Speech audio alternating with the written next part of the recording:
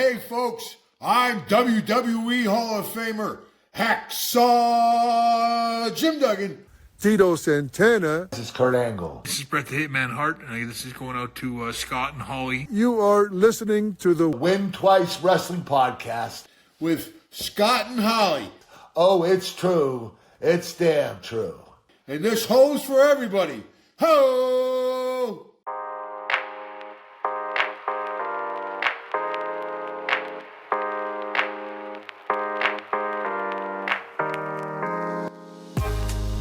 Ladies and gentlemen, you're about to listen to the incomparable Win Twice Wrestling Podcast with your hosts, Scott and Holly.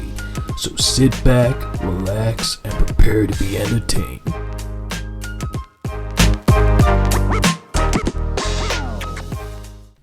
Hello everybody and welcome to episode number 23 of the Win Twice Wrestling Podcast. You grimaced there when I said episode 23. 23, it's flown by. Yeah, I feel like, well, we're on course to kind of almost do half a year of this so far. Gosh. I mean, we kind of have, apart from the sabbatical that someone took when they went stateside. Not that I'm holding that against that individual, but yeah, I mean, it's kind of taking on pace, isn't it? Yeah. I say it's taking on pace. It's going at the same pace. But it feels it's like building. It's a slow build. it felt like for ages it was, episode in the single digits going 8, 9, Yeah. and now suddenly it's like 20, and then I'm having to like triple check Yeah, to I make sure that know. I'm saying the right episode number. But this episode has actually been suggested to us, or I should say the show that we're covering in this episode Yes. was suggested to us by one of the listeners, Keith. I will Yep. be reading out. Keith sent us a follow-up email Oh, nice. to go over his thoughts on the show, but I thought it made sense to do it towards the end. Okay. After we've done it when like we're when we're all doing... giving a summary of... Exactly, Okay, fair. because, I mean, to be fair, it doesn't matter which end of the show we do it, but I Yeah. thought it made more sense to do it there. So thank you, Keith, for writing in and suggesting this for us. It's interesting for a couple reasons, and I'll dive into that a little bit more after we've a segment that I know you're always excited for, Holly, is what has caught your attention in wrestling this week. So, Holly, what has caught your attention in wrestling this week? I've been a bit lackluster this week, I'll be honest. Life What? has been a bit chaotic. The only thing I have seen, actually, which is... it's not even really that interesting. Well, please share. Matt Hardy, free agent, shopping around. That's it. You say shopping around, so Well, he's just put it out there that he's in talks with multiple people. well, But, I mean, it is what it is. Am I that interested by it? Meh, it's interesting, like, Instagram news, but we'll see what happens. I don't know. So he says shopping around, so I don't think there's any intention. If he was going to re-sign with AEW, he would have done it. Yeah. Because I'm sure that Tony would have put something forward to him. Yeah. So what does that really leave him options-wise? Because Ring of Honor is AEW, for all Oh, of intents course, and purposes. So TNA, that Yeah. leaves him with. He's done stuff in TNA. That's where the Yes. broken Matt Hardy Yeah. character kind of got some air in its lungs. Yeah. WWE, I'd be very Yeah. surprised if New Japan, no offence to him, is No, sniffing it's- around because... I feel like wherever he goes now, if he goes anywhere, is a short contract for me. Here's your retirement contract. So I reckon, if I'm a betting man, Oh, okay. which I've been known to have a Odds on. dabble, I reckon that both he and a certain relative of his Yeah. will have one last go in WWE. Do you reckon? I think Matt will then transition to some sort of agent work Okay. behind the scenes. Yeah. I don't know what that would mean for Jeff because I don't think Carry he's on got... singing. I know it annoys you. It doesn't annoy me. So I've seen, obviously I like Holly it. on the Instagram account, because my only access to Instagram in general Yes. is looking through our Yes. Win Twice account, because it's not something that I've had any dealings Yeah. with before. So I'm basically seeing all the stuff that Holly has liked. Are you going to call me out? Right, okay, yeah. Yeah, I'm absolutely going to call you Yeah. out now. You mentioned it. I wasn't going to. I don't do this on my personal account. Actually, that's a bold-faced lie. That's a If you looked at my 100% lie. personal one, it'd still have this shit on it too. So I was going through the stuff, and I saw that I knew that Holly had followed Jeff Hardy on behalf of the course. account, because it makes sense. You following various wrestlers Yeah. and stuff. I've got no issue with that. It's That a makes nice sense. little selection. Yeah, absolutely. I mean, they're all not ugly people. I'll put that out there. We're not following like fucking James Ellsworth. No offence. Oh. No, don't because you could have followed him, but you Yeah, haven't. no. And It's not happening. we saw Jeff Hardy singing. I say singing. It was an experience, because I saw... Well, I'll tell you, I'll go through the exact sequence of events. Okay. I saw the video. He wasn't looking at the camera. I was like, what's he doing? So I unmuted the video. And I was like, oh, he's singing. And they went, is he? And then I listened, and it was like he was singing to a different song from what was being played, because the tune wasn't in sync with the notes. I'm no musician. I'm not a top-end singer, but it wasn't good, what I heard. Okay. And I messaged Holly and said, Yeah. oh my God, have you seen... And as soon as I'd sent that, I went back to Instagram and saw Holly has liked this video. I was like, oh, for fuck's sake, of course she has. I have. He could have been doing anything. Yes. Yeah, which I realise now, Yes. so it was stupid of me at the time to think otherwise. But, so that is one thing that you've seen. You mentioned just before we went live that there's been a couple of releases at WWE, so Jinder Mahal's gone, Yep. Zaya Lee, and NXT guy whose name has already escaped Quinn. me. Zachary Quinn, I was about to say. Something Zion Quinn? Zion, I think. Who hasn't done anything in NXT for quite a while, Right. as best to my knowledge. Zaya Lee, not the best on the microphone, but she had a kind of unique element to her, which I thought would serve her well. Yeah. Obviously not that well. Jinder Mahal, no offence to the big man, but I completely understand why he's not there. There's no space for him anymore, I don't think. I don't think after he's called out Hook either, he'll be making any appearances in AEW anytime soon either. And I don't think New Japan will be interested, so it'll be interesting to see where Jinder goes. Yeah. Only thing I think that I was going to discuss since the last recording we did, I don't know if we mentioned it at the time, I think we maybe did, that Tama Tonga has made his main roster appearance alongside Solo. Yeah. Looks like Solo's kind of bigging himself up as the new tribal chief, effectively, without Roman Reigns being there. I find that odd, because he's supposed to be the heavy, and now he's got Tama Tonga being the heavy, and I know they've signed Jacob Fatu. Yes. And Jacob Fatu is an absolute monster. Jacob Fatu is what Solo was trying to be, in my opinion. So it will be interesting to see that Where Solo... it goes, yeah. Yeah, Solo seemed the lesser of the three in terms of the absolute savage role, which will be interesting. I did see from SmackDown last night that they had blood on the show again. Oh. Kevin Owens got attacked backstage by Tama Tonga while Solo was doing a promo in the ring. Okay. And Kevin Owens stumbled onto the stage. Half his head was covered in blood. And I was like, oh, okay. Interesting. I'm not saying let's go full blood, guts and gore, but the fact that they're not shying away from it, it gives them more options. Like we were talking before in another episode where we said certain matches benefit from it. Like Hell in the Cell, I can't understand a world in which you're throwing yourself into metal, even if it is like that kind of mesh. It doesn't make sense to not potentially lead to blood. It just seems silly. Like you said, we're clumsy enough as individuals. Oh, God, yeah. Not as clumsy as certain people that are visiting my house to drop stuff off and then leave. Oh, God, yeah. That's so funny. But yeah, so it's interesting to see that they're not afraid to kind of go down that road. But I'll be honest, I haven't seen a great deal of the product this week myself because I've been busy, but they were the bits that kind of still permeated my awareness. You're so fancy. I know. Oh, I've had gosh. I was about to say I've had a coffee, but that is literally all I've had. So Nice. yeah, that's pretty much anything I wanted to cover off from this week. And that will bring us back nicely to the episode. I feel like I've been talking for ages. You haven't. I have though, haven't I? No longer than... No, you're fine. Not boring more than I normally do. No, you're fine. Okay, good. So, as I said at the start, episode 23.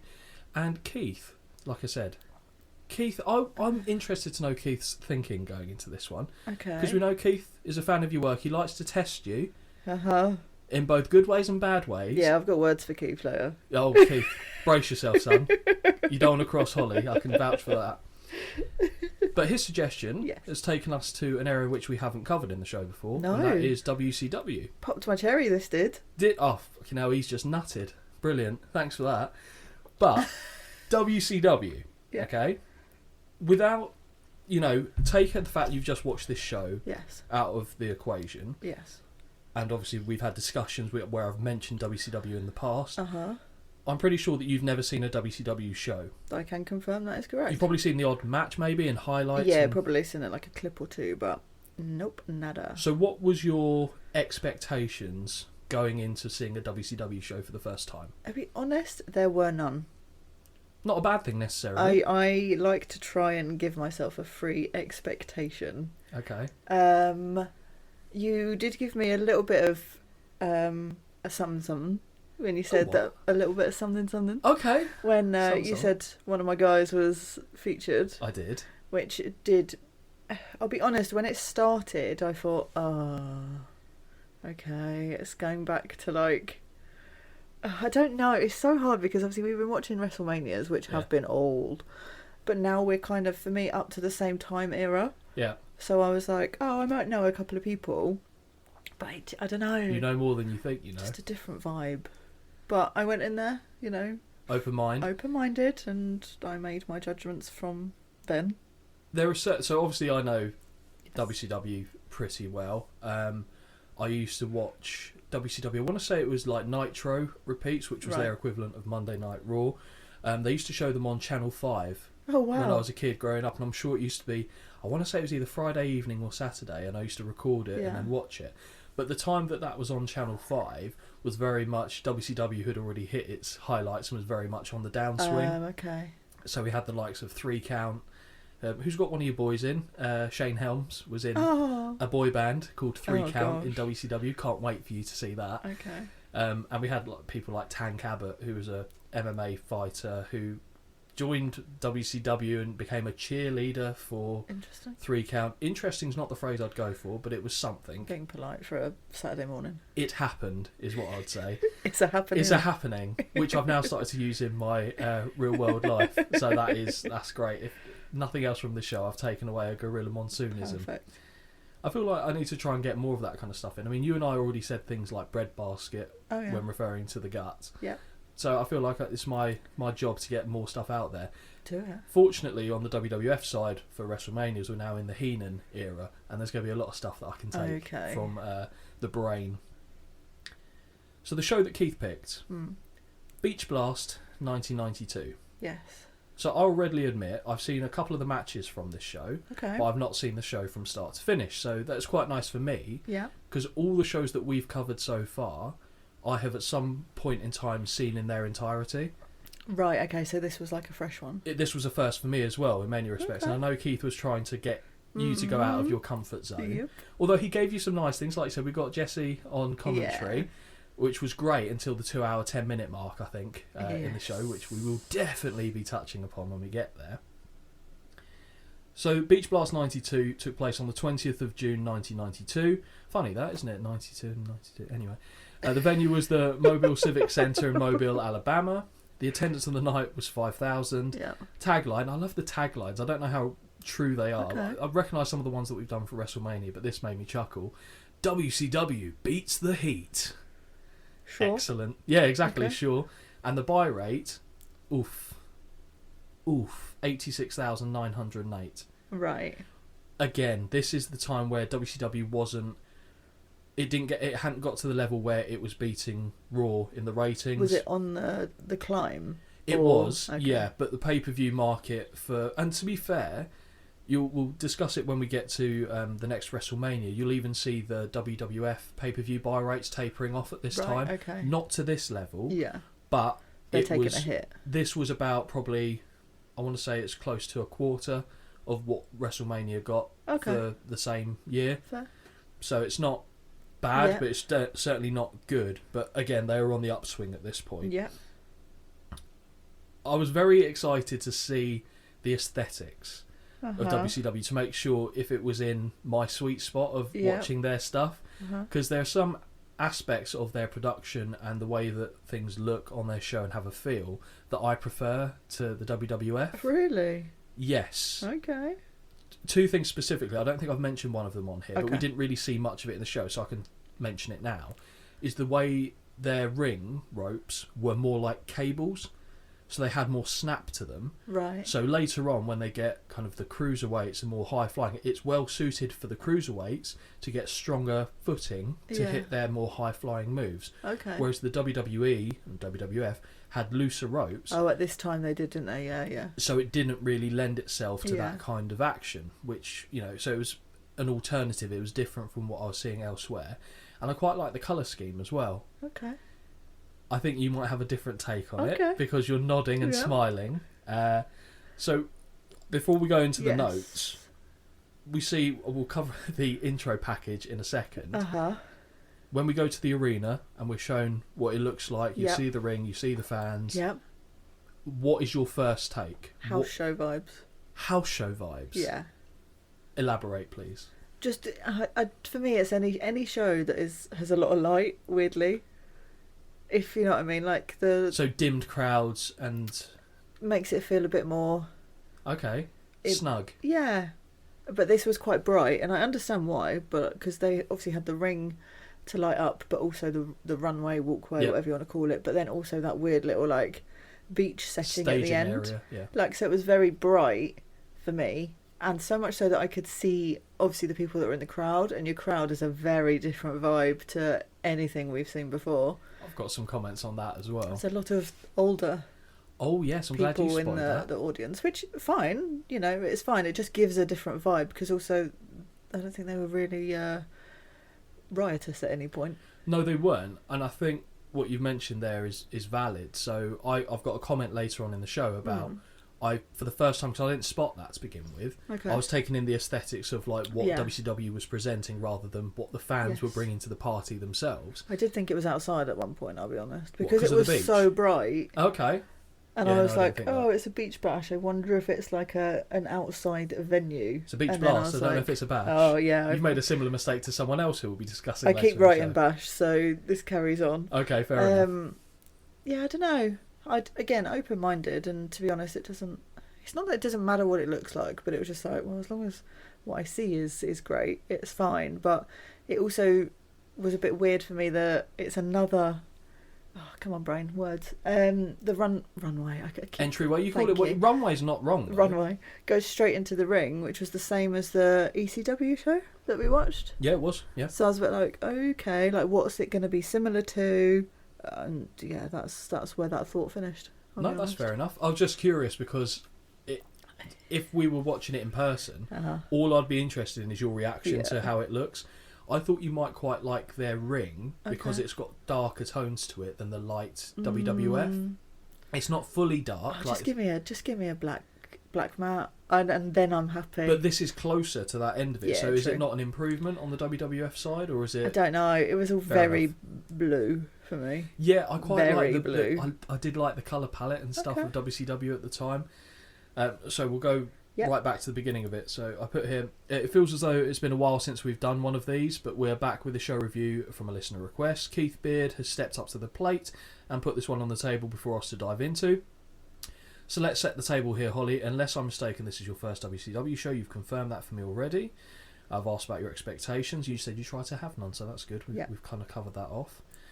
So, for your benefit, let me give you a very simplified history of WCW. Cool. So, WCW was basically, in terms of the evolution of it, you can look back to the NWA days and Jim Crockett promotions. So, JCP was massive in the territorial era to the point where it was almost seen as being above a lot of the other territories that it was supposed to be working alongside of under the National Wrestling Alliance banner.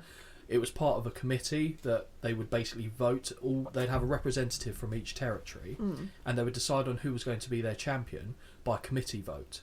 So that's when, for example, if Ric Flair became the champion, it's because the committee had voted to. And I don't know what the criteria was in it. Like, let's say, for example, 9 out of 10 people have to pick it. 8 out of 10. I don't know the exact specifics on that, but that's how they would basically decide their new champion.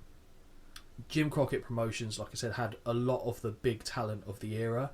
It kind of developed to the point where, as I mentioned, it was kind of considered to be above a lot of the other territories at that time, and they started to make a bit of a push themselves. I don't want to say from a national side. They were certainly expanding in terms of the areas in which they were putting on their shows for the public, and they hit pay-per-view before the WWF did with WrestleMania. Okay. So they were the first ones to kind of test that water for Starrcade, which I've mentioned to you Yes. in the past before.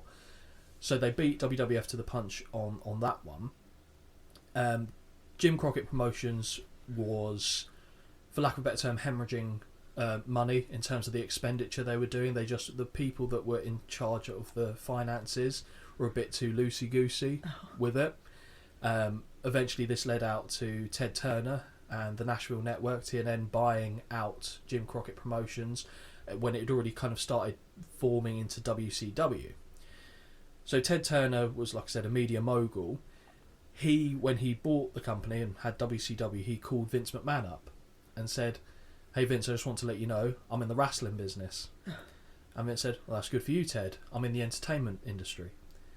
like Vince just doesn't want it to be known as wrestling. I think there's like an internal shame for Vince that he's part of the wrestling world and it isn't taken seriously by the mainstream side of things. I see. And his goal will basically be, whilst WCW is going and it's under Ted Turner, Vince just wants to destroy them. Right. Because I think Ted Turner didn't want to have Vince's product on there at the time. I think there was negotiations to get a form of the WWF content on his network. I believe there was a very short run where it was there and then it fell away. So Vince has taken it as a slight and now it's his personal vendetta to bring WCW down. WCW had a lot of the big talent of the era go through their doors. So basically if someone was big at the time and they weren't in the WWF, this is where they were. Oh, okay. And you'd see a lot of people go between the two companies. Yes, okay. So Ric Flair at this time, funny enough, he wasn't in WCW, he'd already gone to WWF. Right. But Ric Flair had been in WCW all the way up to that point. You've got people like the Four Horsemen, you've got Dusty Rhodes, you've even got Dustin Rhodes. Yes. So who we see in the Yes. show, he is another one that goes between. Okay. Ricky Steamboat. And could they just go between? When their contract allowed it, so they wouldn't be able to... They'd have a specific yes. like clause in their contract that said... Well, not even they would have a clause in it. They couldn't go between in that respect. It'd be, if you're under contract with one, you're not going to the other. Oh, I see. Right, okay. Right. But it could be for various reasons, like falling out with whoever the booker was, who the owner was, which happened a lot, because not everyone's going to be happy, because it's very difficult in a business full of egos, which wrestling is, let's be fair, to keep everyone happy is almost an impossibility. You can't. But there are certain roles that need to be filled on a card. You can't all be out there headlining shows. That's not how it works. No. And some people find that more difficult to accept. But also when you're out of the scenario for a while, so someone left WWF and then goes back to WWF, it's almost like you're getting a fresh person back. So you're not remembering what they've done before. Right. And you can kind of treat them as a new entity, and it kind of gives a second wind to them. So they know that when they go back, they're not going to be in the same... I mean, sometimes they would kind of fill a similar role, but they're not going to automatically go back and do exactly what they were doing there before they left. So you see a lot of talent go between both sides over the years. And you mentioned it earlier about the audience at the show. You look at the front row, it was basically a bingo crowd. And I think I've got a reference of that later, so apologies for when I go to repeat myself. Yeah. But that is because WCW was considered to be the less glitz and glamour side. It was the focus on the wrestling. Yeah, yeah. And back in the day, that was the type of crowd. Like, you'd have all walks of life, but they were the people that wanted to go see the wrestling. Yeah. Not they didn't want to see the entertainment, they didn't want to see the show, they wanted to see the wrestling. So this was like a hangover, effectively, of what the old wrestling used to be. Because WCW was already starting to go away from that and go a little bit more to the glitz and glamour side, but we wouldn't get there for about... Well, so this is 92. So 96, I'd say they really start kind of going down that route. Okay. But it was considered to be the alternative. So that's why when you look at a WWF show, you see kids, you see families. Whereas here, it's a very different entity. Not to say that you don't still see kids. We see some creatures in the crowd that are almost inexplicable later on in the show. I sent you a picture of one, which still haunts my dreams now. But that's kind of how WCW got to this point. This was before they had their weekly TV show Nitro. Yeah. That wasn't going to come for another just shy of 3 years at this point, but they were heading in that direction to be genuine contenders and genuine threat for WWF, to the point where WCW nearly genuinely put the WWF out of business. Oh, wow, okay. And they beat them in the ratings wars. So I don't know if you've ever heard of the ratings wars or if you have any idea. Yeah. WCW, when it came to Nitro against Raw, 83 weeks in a row, WCW beat the Raw viewership. That's impressive. And also an interesting fact, when WWF eventually put WCW out of business and bought them, that audience didn't transfer across to the WWF. So you think you've got, let's say, 4 million watching one show, 2 watching another. When one goes, you think, it'll be about 6 million. A small percentage did, but a lot of them just stopped watching wrestling entirely. Wow. Which shows that WCW was catering for something that they felt that WWF wasn't. Yeah. And that's how we've got to where we are here today. Okay. WCW went through a lot of bookers, a lot of decision makers who are running the business. I've got information on the people who are running the show at this point in time, because I know that they mention a couple of rules in the matches, and I knew that would throw you off. My little brain was well confused. I knew that was coming, so I do mention that coming up here. In fact, I've got it here. So I believe this time Cowboy Bill Watts was running the show. He was a former wrestler, a notorious hard ass. Cowboy played a big part in Jim Ross getting into the business and developing him, so Jim Ross is very loyal to Cowboy. Dusty Rhodes was the booker at the time, really? so Dusty was making the calls That's of the interesting. nuts and bolts of how storylines were developing, etc. And based on that, I was curious to see how many what's known in the business as Dusty finishes we would get. Okay. Dusty loved to overbook something with run-ins, non-finishes, like double disqualifications, Which makes sense. to build up I to suppose. the following event, etc. So that's why if you ever hear the phrase Dusty finish, that's what we're referring to. And I've got here, have you heard of the term Dusty finishes? But I've basically just explained that to you. It worked well, to be fair to Dusty, but it's when you go back to the same note time and time again, it lessens its effect, and people just kind of go, basically do what you do, roll your eyes and tut. It's my go-to, though. Well, and there's nothing wrong with that. The show opening. This was this giving you WWF vibes with the WrestleMania packages, or was it felt a bit more low rent? Yeah. Oh, okay. A little, not massively, because it's still that era, but just a little bit. So I've got here so the show opens with one of the most early 90s intros I've ever seen in my life. I feel like I'm about to watch an episode of Saved by the Bell at the beach. Yeah, you're so right. With the graphics, Yes. the way that they kind of So pop up and like right. bouncing on the screen. Yeah. That was fascinating. It was, like I said, but again, it took me back to my childhood, so I quite liked it. Cartoon waves crash over the screen as pulsing Comic Sans letters list a few of the matches we'll see on the show. Now, Livid. I know. But you don't know many of the people. I don't think that they're advertising. No, I just don't want to see it, and I know this is irrelevant because it's already happened in the past, but I like it all, especially a show like this where I start watching, I'm a little tentative. I want it all to be a surprise, and then it gives you literally like a list, and I was like, oh, okay. The way I try and reconcile that in my head is if I think about like a boxing show or a UFC card. Yeah, they're I know always you know hyping up. Yeah. I think it's just because it's the older...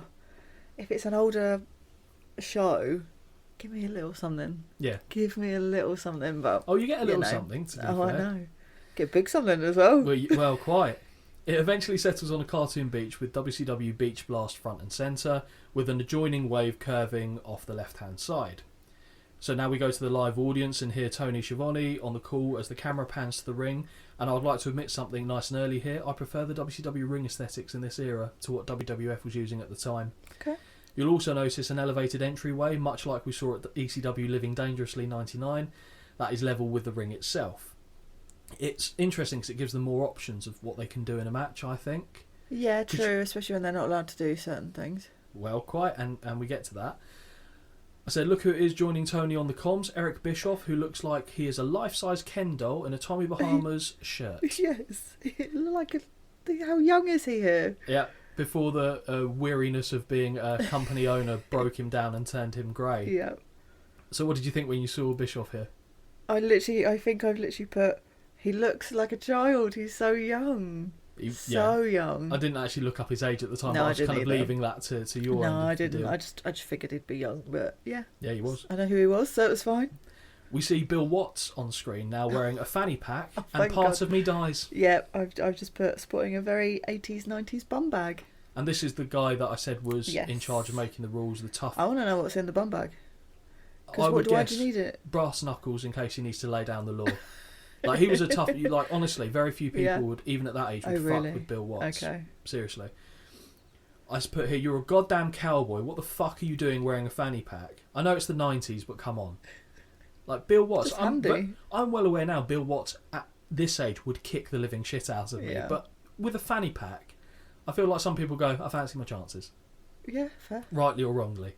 Seeing Bill reminds me of the rules he reinstated when he was in charge. And I mentioned this before they even said it on the show, so I knew it was coming. Okay. Basically, Bill Watts was of the idea that the reason why WCW wasn't doing as well as they expected themselves to be doing was because they weren't focusing on the fundamentals and kind of making it about the wrestling, the in-ring product, Yes. which isn't a bad move, but a lot of the decisions he made kind of limited what some of the wrestlers could do. Oh, because he tried to make it focus purely on you're in the ring and you're going to do this. Exactly. Okay. But it limited, like I said, if you think about, we see the light heavyweight title stuff later, And it does put, to be fair, I will say I enjoyed that match actually, but it did limit what those people could do in the ring. They worked around it quite well. Yes, when I give my summary at the very end, I think it will make more sense. Okay. But I obviously didn't know these rules until the matches started, Yep. and immediately I just went, okay. Yeah. So no going to the top rope and no throwing your opponent to the floor. He also had the mats on the floor removed. Yes. None of these were popular decisions backstage by the Okay. wrestlers. Specifically, the mats being removed was a big one. Gotcha. So thinking, I mean, don't get me wrong, the mats aren't going to do a great deal, but it's certainly much nicer than landing on concrete because they still planned on working around the rules and doing some of the more risk-taking stuff as we certainly see in the Cactus Jack match. But again, I understand Bill Watts' idea, but he's gone a little bit too from one end of the spectrum to the other. I think it was very much an old school mentality, and the business was moving on a little bit. Okay. He wasn't. I mean, to be fair, he was at WCW for a fair amount of time. Actually, having said that, I was about to say it was a very short stint, but it rapidly fell apart when they realised it was too restrictive. Right. But those were the rules that he put in place, and that's what they went with. Watts rattles off a lot of the things we will see later in the night, and as much as Holly loves a cowboy, Big Bill has pissed her off with all this spoiling. You're so right. You're so right. We now see a positively infant-looking JR in one of the loudest neon tropical shirts made by man. I know. And I clearly wasn't focused here because I should have been Googling how old people were, but I think I was just distracted of what he's wearing, because I've never seen him wearing anything except a cowboy hat and usually a muted coloured shirt. Yep. So I was like, what the hell is this? And I don't think at this point he'd had either or any instances with Bell's palsy. Okay. I think that was yet to come for him. So if you look at his facial movement, it's pretty much what you'd expect a normal range to be. He might have had some incident at this point, but I don't think he had. So I'm sure someone will shout out if I've overlooked something there. Now Holly is happy as she learns that Jesse Ventura will be joining JR on commentary. Yes. So, my question to you is, the initial reaction is, yay, Jesse! Yeah. And then we see him. Yeah. So... honestly, my first note about Jesse is I've put his name and then I've put this, I really don't want this to change my mind about him. I really didn't want it to change my mind about him. But immediately I was like, oh, cool, so we're not a family man anymore then. That was my initial thought. Jade and Tyrell. So in fact we're shown a beachfront themed entryway where 4 scantily clad women are fawning over the body, who is reclined in a deck chair. He struggles to get up in the unsexiest of fashions, such an ick, giving Holly the ick, and he makes his way to the ring with his arms around the women. Holly, thoughts on Jesse's gear here? Visor shades, do-rag, a vest and shorts. I was so disappointed. I'll be honest, Love it. so disappointed. I really hoped for more. I like his eccentric outfits. I know you do. I It was really eccentric do. to a certain point. This was just like, I don't know. It's like when you forget your PE kit and they just go, "Oh, wear this top Rummage and in the bag. top and shorts." Like, I don't know. But I was concerned immediately when they had him surrounded by women as well, and I was like, "Oh, Jesse." And he wears sunglasses throughout. I know. You're not an exception, Jess. I'm telling you now. No. You're not a Randy Savage. No, unfortunately not. But again, I went with it. I was like, we know me. I can let a few things that I shouldn't go. So, in the men front. It depends how good looking the man is. That is the main driving force behind those decisions. I clutched to the hope that he would continue to entertain me. Fair to say that hope would die the most painful and drawn out of deaths a couple of hours into the show. Honestly. We're at match 1 now. So we've got Scotty Flamingo versus Flying Brian for the WCW Light Heavyweight title. Yes. Yes. Yes. We do. Okay. Yeah. So, again, I know what Holly's like, and if there's something I want to see her genuine first-time reaction to, I'll tell her, please do not Google this person, because it will spoil it. For me personally, it's very selfish. I know Holly's very keen to Google these people. Oh, absolutely. But I have to see some of these reactions firsthand. So I said to Holly, do you have any idea anything about Scotty Flamingo? And Holly said no. Yeah. And I was like, excellent. I'm so happy that you don't know that. So I'm just going to read this and then I'm going to watch your face. Oh, God. Okay, right. I'll put my phone down. What the fuck is Scotty Flamingo wearing? Wide-brimmed hat, studded leather jacket, sunglasses and hot neon pink Spanx. You would never have guessed that this is a man that would go on to become Raven, would you? Stop it. Really? That's Raven. No. Scotty Flamingo is Raven. Oh, damn. Oh, God, because I thought you looked good as well. I know you did. That's why I was like, oh, I can't let her look him up. That is Raven. Oh, my God. This was just before he went to He WWF. looks great here. Just before he went to WWF as Johnny Polo. And then later went to ECW as Raven. Oh, my God. Yep. Wow, okay, thank you for that. I needed to see that reaction. Very in person. good. Do you know how difficult that was for me to not mention this to you Yes. at any point? All I said was when I asked you, I said, do you know anything about Scotty Flamingo? And you said no. Nope.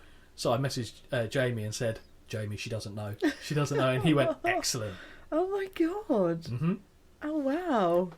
And I believe also this is your first opportunity to see Brian Pillman on the show, which warms the cockles of my heart. Yep. Tiger print pants for the defending champion. Basic, but it's fine. Yes, it works. Because I think he was it a Cincinnati Bengal? Yeah, as I a think so. footballer, so it kind of makes sense that it's going with his attire. And I mean, we know that JR loves anyone who's got a history in football. And there's quite a few of them in this show. There is. Oh, we'll get to Ron Simmons later. Don't you worry about that. But and to give much credit to Brian Pillman on this one is that I'm not saying he's a small guy. In wrestling terms, he's fairly undersized in comparison to some of the giants, but that's not unsurprising. But as an American footballer, he's very undersized. Yeah. But he made his position work because he's a scrappy, tough little bastard. Fair. But I always like the fact that he paid homage with his tiger print Homage. in the WCW era. Nice. Flying Brian. Yeah. I mean, to be fair, we don't get the announcer Michael Capetta, who is known for WCW around this era, where we Flying Brian. When we ever get to a show where he's in there, that will make sense to you, and you won't be able to unhear it. The match starts. Collar and elbow sees both men stagger around, but no advantage gained. Actually, I should probably preface this before I go into the dive side of things. Yes. So we're starting the match with a light heavyweight title bout. What's going through your head here? Are you thinking, oh, okay, this could be a strong start? I did think, looking at the two people as well, I thought, oh, this could be a strong start, because this looks like effectively the stature of the wrestlers where they're the matches that I like, if you know what I mean. Yeah, no, that's what I thought, to be honest, when they came out.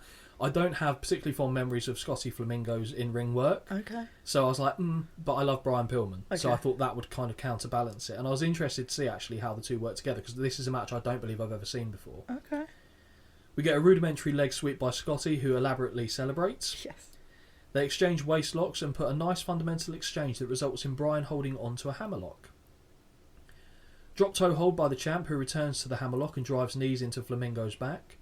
This is turned into a pinning attempt that Scotty has to bridge out of, which I know you like. I do like that, yes. He grabs the ropes then to break free. Rights by Scotty, but he misses a clothesline as Brian turns a crucifix into a sunset flip for a near fall. Very nice. Yes. Scott backs off and sits in the Raven pose in the corner. I was thinking when he did that, I was like, oh shit, is Holly going to... Oh my God, I didn't even twig. Yeah. I'm glad you didn't, though. I need to be more, open to... No, you don't want me to. No, I don't want you to. I want you to be oblivious. A vessel, an empty vessel for filling. Yep. Oh, okay. With knowledge, to be clear. Jesus. I did feel like I had to caveat that, but your reaction is unreal. Last time you were talking about filling... Oh, no, I said fill the gap, and you'd made that a smash comment. Yep. Hammerlock once more, but Scotty elbows free. Brian goes up and over in the corner before a hip toss and short arm scissors. I love a short arm scissors. Yeah. Because it's so simple, but you rarely see it. One of the last people that I saw routinely use a short arm scissors was Shawn Michaels. Okay. Like in his latter run in the W. I remember seeing him do it then. I like it. It's effective. It would hurt as well. It works. Yeah. The commentary for this as well is a bit different. Like, it's so different with this combo, because also for me, Jesse, I obviously was listening to him. Of course you were. But his commentary is so different already here to what it was in to what it was. Like, he actually explains what the moves are and what they do, and I was like, this is super helpful actually. And that is because of the product that WCW had. They were focused on the wrestling, so it made sense for the former wrestler to colour it in and explain why. I agree. I mentioned in a previous episode with you about the relationship on air between Jesse and JR. and they didn't have that same connectivity that Monsoon and Jess has. There's no banter really, is there? Because, it's just we're doing the job, like. And I don't want to put words in his mouth because I don't know this. I don't think JR's particularly enjoyed working with Jess that much from recollection. I feel like I've heard that before. But also he didn't have the same bite back that Gorilla did. Gorilla would challenge Jesse. Just shut him down. JR would just let it ride and be basically a doormat for a lesser extent. But I think that could be partly because maybe JR didn't feel like he was as established as he would later become to feel comfortable enough to kind of give it back to the veteran, as it were. And again, it's theorising here. Yes. But there was something, because on paper, this should work brilliantly. Yes. It's not awful, but it's not as good as I expected it to It's kind of like if you put Jesse here with a JR from like when he was with King. It would be great. Do you know what I mean? That combo would be perfect. What I would love, the perfect combination for me, is JR, Bobby Heenan. Oh yeah, of course you would, yeah. Because that would be sublime. I'm already ahead on the next show. Okay. And the amount of notes I've written down from commentary is obscene. Oh lordy. But no, it's good. If you don't come out of this loving Heenan, I think I will cry. So no pressure there. So after the short arm scissors, Flamingo rolls through into a pin with the tights, but Brian goes back to the original position. Shoulder tackle by Pillman, who counters with a hip toss. Brian goes back to the arm with a ringer and straight arm lock. Scotty grabs the ropes, but the ref doesn't see it. No. Scotty looks to counter, but it's short-lived as Brian goes back to the hammerlock. Right. I've put a note here. Okay. And unfortunately, this is something that continues to happen throughout this show. I think you're going to mention the exact same thing that I've got. It's the same moves for me over and over and over again. Yeah. And this... Obviously, I don't know because I don't know the future. I didn't know what I was watching, but I saw this and I was like, "Oh, just do something else." Okay, so my thinking behind that is they're trying to wear down. If you think about it logically, it makes perfect sense. Logically, entertainment-wise, for me personally, I get that. It's not the one, but I understand it. But there's a thing that really gets my goat in this. Okay. And it's the same move that we see, not in one match. We see it in every match. Single match. And do you know what that move is, Holly? Go for it. Eye rake by Scotty, but he is taken down with a head scissors, and a drop kick sends him to the apron, where he he hooks his toes on the top rope to prevent falling to the floor. I don't think I've ever seen that before. Brian then rips the toes free, and Scotty tumbles to the concrete. No mats. I mean, I know obviously this was set up because you don't unless you're fucking Earl Hebner, you don't accidentally end up in these positions. No. But to be completely upside down, to have your toes then unhooks off the rope, going head first to the concrete. Not the one. No. And this was when I realised, or they say on commentary about going to the top rope as a DQ, and I literally put in here, why? I don't understand why. And then as the show goes on, I understand it, but I was like, that's stupid. Pillman runs looking for a dive, but Flamingo moves. Instead, Brian settles for a double axe handle to the floor from the apron. Big chop, and they go back inside. Pillman goes to the top rope, and JR correctly calls that if he jumps, it will be a disqualification. Brian stops himself, and this allows Scotty to launch Brian like a javelin. 2 count. So he just throws him straight in the air. Yeah. Or as they would say, our American friends, a lawn dart, I believe, is what a javelin is. Scotty throws Pillman to the floor, between the ropes, which is key. Yes. Because, and I noticed as well, if you hit a move and they happen to go over the top rope, it's fine. But if it's deemed that was the... Exactly. Yeah. Exactly. And we see that later on. Because I went, yeah. And then they explained it. And I went, oh, actually, thank you, JR. Yeah. So Scotty throws Pillman to the floor between the ropes and slingshots over the top with a crossbody. You're allowed to do that to yourself. Back in the ring, and Pillman starts fighting back, but a deep eye rake by Flamingo cuts that short. That's the drinking game for this show. Eye rakes. 100%. Yeah. Where are we? I've lost myself in my notes there. That's exciting. I put eye rack, actually, by Flamingo. Scotty follows up with a second rope fist drop for a 2 count. Yeah. Standing on the apron, Brian takes some standing forearms to the chest. As Scotty runs off the ropes, Pillman catapults himself back in with a crossbody, but only gets a 2. Very nice. Flamingo hits a rough clothesline and arrogantly sits on the chest of Pillman for 2. Yeah. But the champ turns it into a pin of his own for a near fall. Oh, ready for another drink soon. Another eye rake by Scotty. Snapmare and reverse chinlock follow. Flamingo uses his feet on the ropes for additional leverage. Turns it into a pin for 2. Pillman elbows free and knocks Scotty down with a shoulder block, but runs right into a kitchen sink. Yes. Flamingo looks to follow up but misses a corner splash. That was another thing that I saw a lot of on this show. Snap mirror and reverse chinlock again applied, as well as a brief choke. 2 of them, in fact. Pillman fights back though, and applies a sleeper, jumping on Scotty's back. So he full on took the body weight. Great counter by Flamingo though, as he runs and ducks in the corner, causing Brian to hit the buckle with his face. Yeah, I don't like that. Yeah. Yeah, I thought you would. No, it didn't. That sounded patronising, but no. I agree. I enjoyed it. Although I did also notice the call out of, we're halfway through the 30-minute time, and I was like, oh, it's one of these. Yes. Here's my time limit matches. Okay. But all of them have got it. Yes. Actually, I don't know if the Falls Count anywhere did, but that's beside the point. Big rights by champion and challenger, and they both go down. So they hit each other at the same time. Yes. Like Rocky and Apollo in Rocky 2. Pillman grabs Scotty by the spanks. a full arse. And exposes his thong tanned bare ass. Yep, 100%. You could see that he was wearing the thong for the tanning sessions. Of course. You? Brian with a kneeling choke of his own, but Flamingo goes back to the eyes to get free.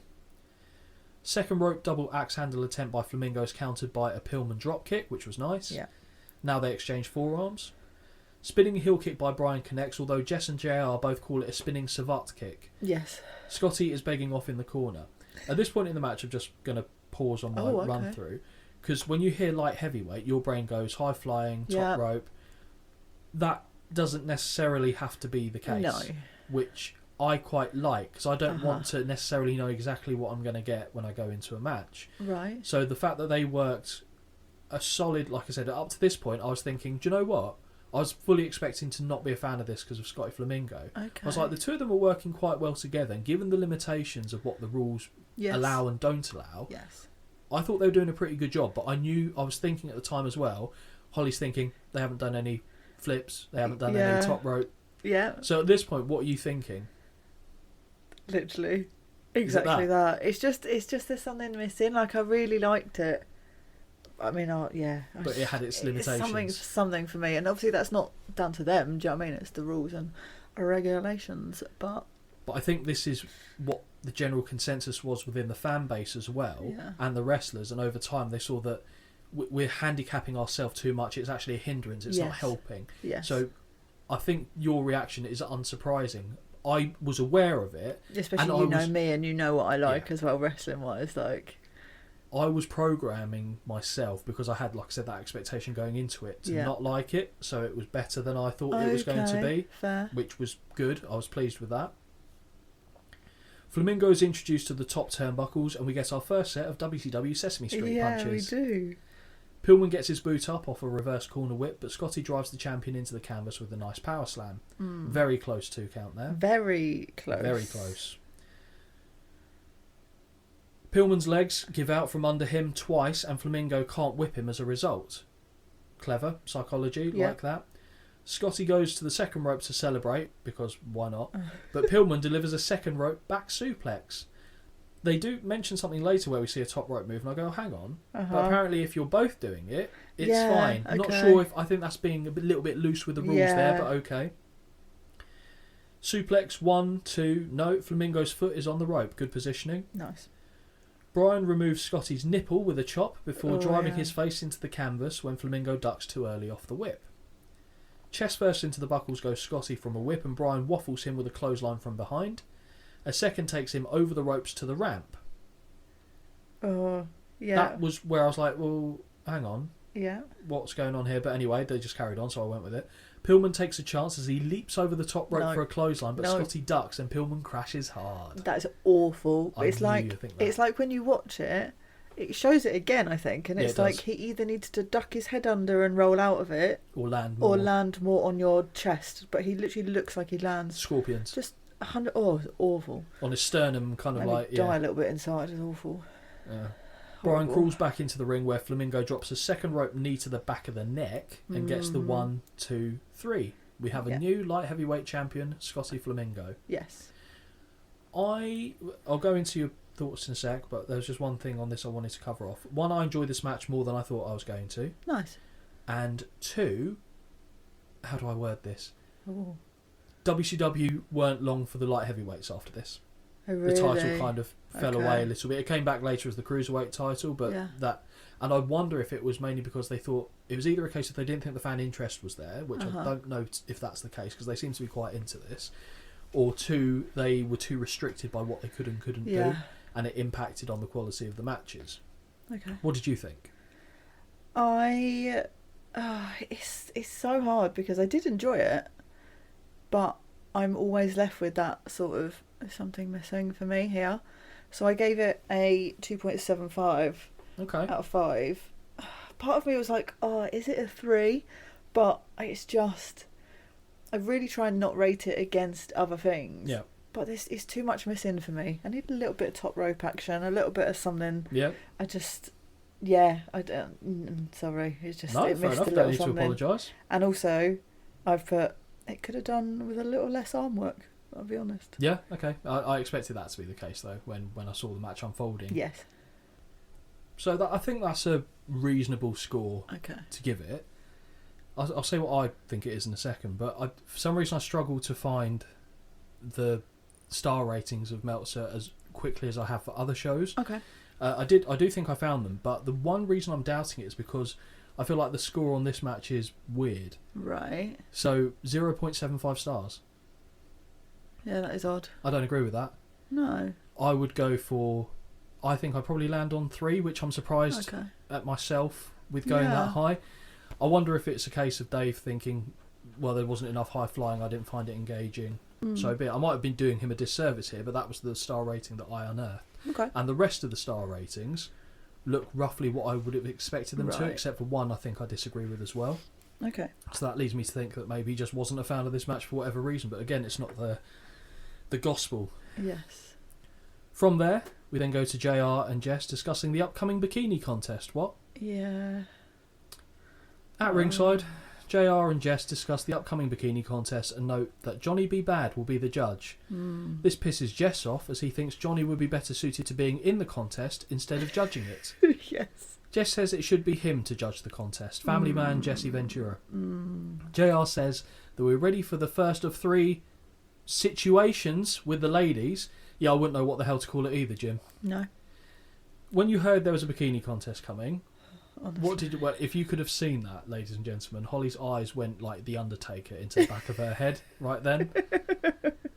Do you know we haven't seen an actual women's wrestling match in a really long time? Because of WrestleMania. Yes. And then what? Oh no, we have. No, that wasn't. I don't think that counts. Let's What, be clear. Rebellion? That doesn't count. The tag team women's match That that was doesn't count. awful. That was a stain on the That wrestling doesn't industry. count. Okay, fine. But- yeah, you're right. Oh, whatever. Like it is what it is. But what boggles me about this is now hearing the explanations of we're not going to the top ropes because we're focusing on wrestling. Yeah. We're taking up the mats so that we can't do this. Oh, but we're still going to put our women and get them to do this. Like, what? Oh, just stupid. But fine, okay, I'll take it. I'll look at their bodies and go, brilliant, great. Now I feel depressed. Give me another Freddo. But honestly. Hey, they wouldn't win a shelf contest, Holly. That's all we're saying. But what made me the saddest? Jesse.